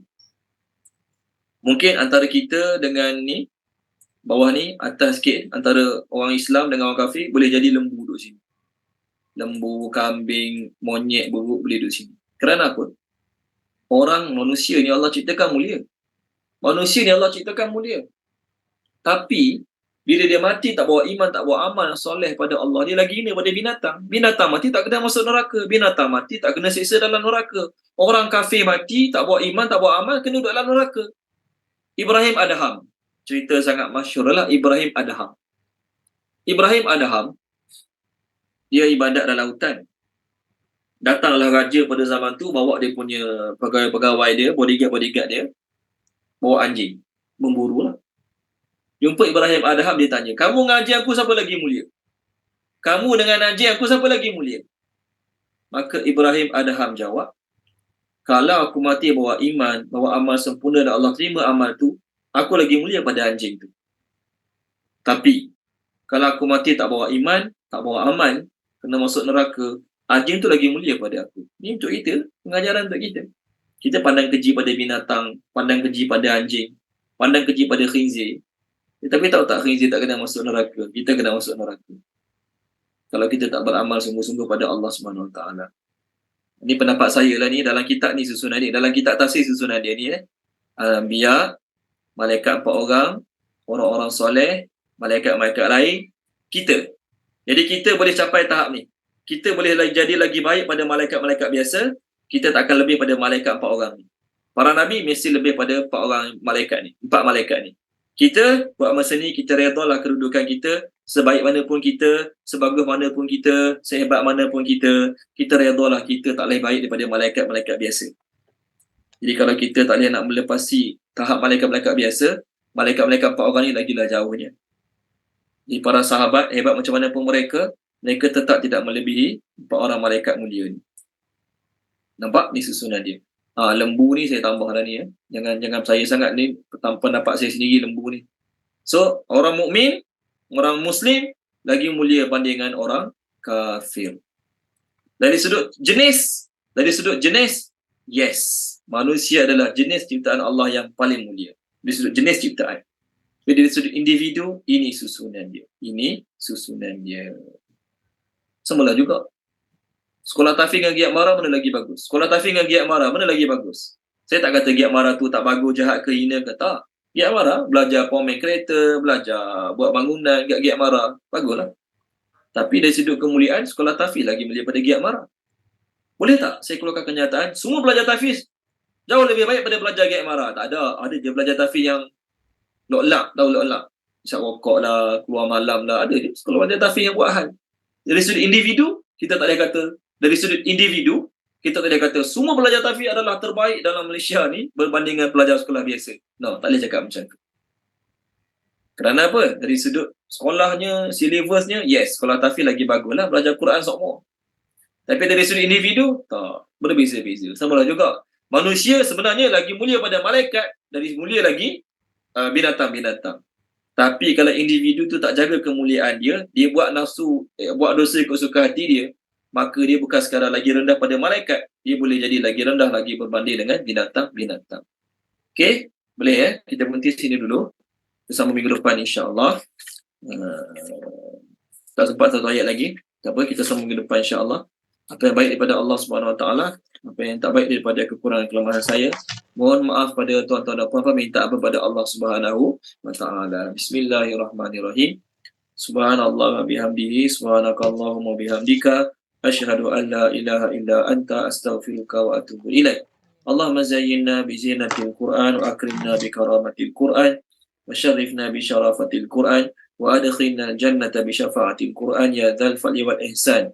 Allahumma anfa'na bima 'allamtana wa 'allimna ma yanfa'una wa zidna ilma walhamdulillahi rabbil alamin. Baik.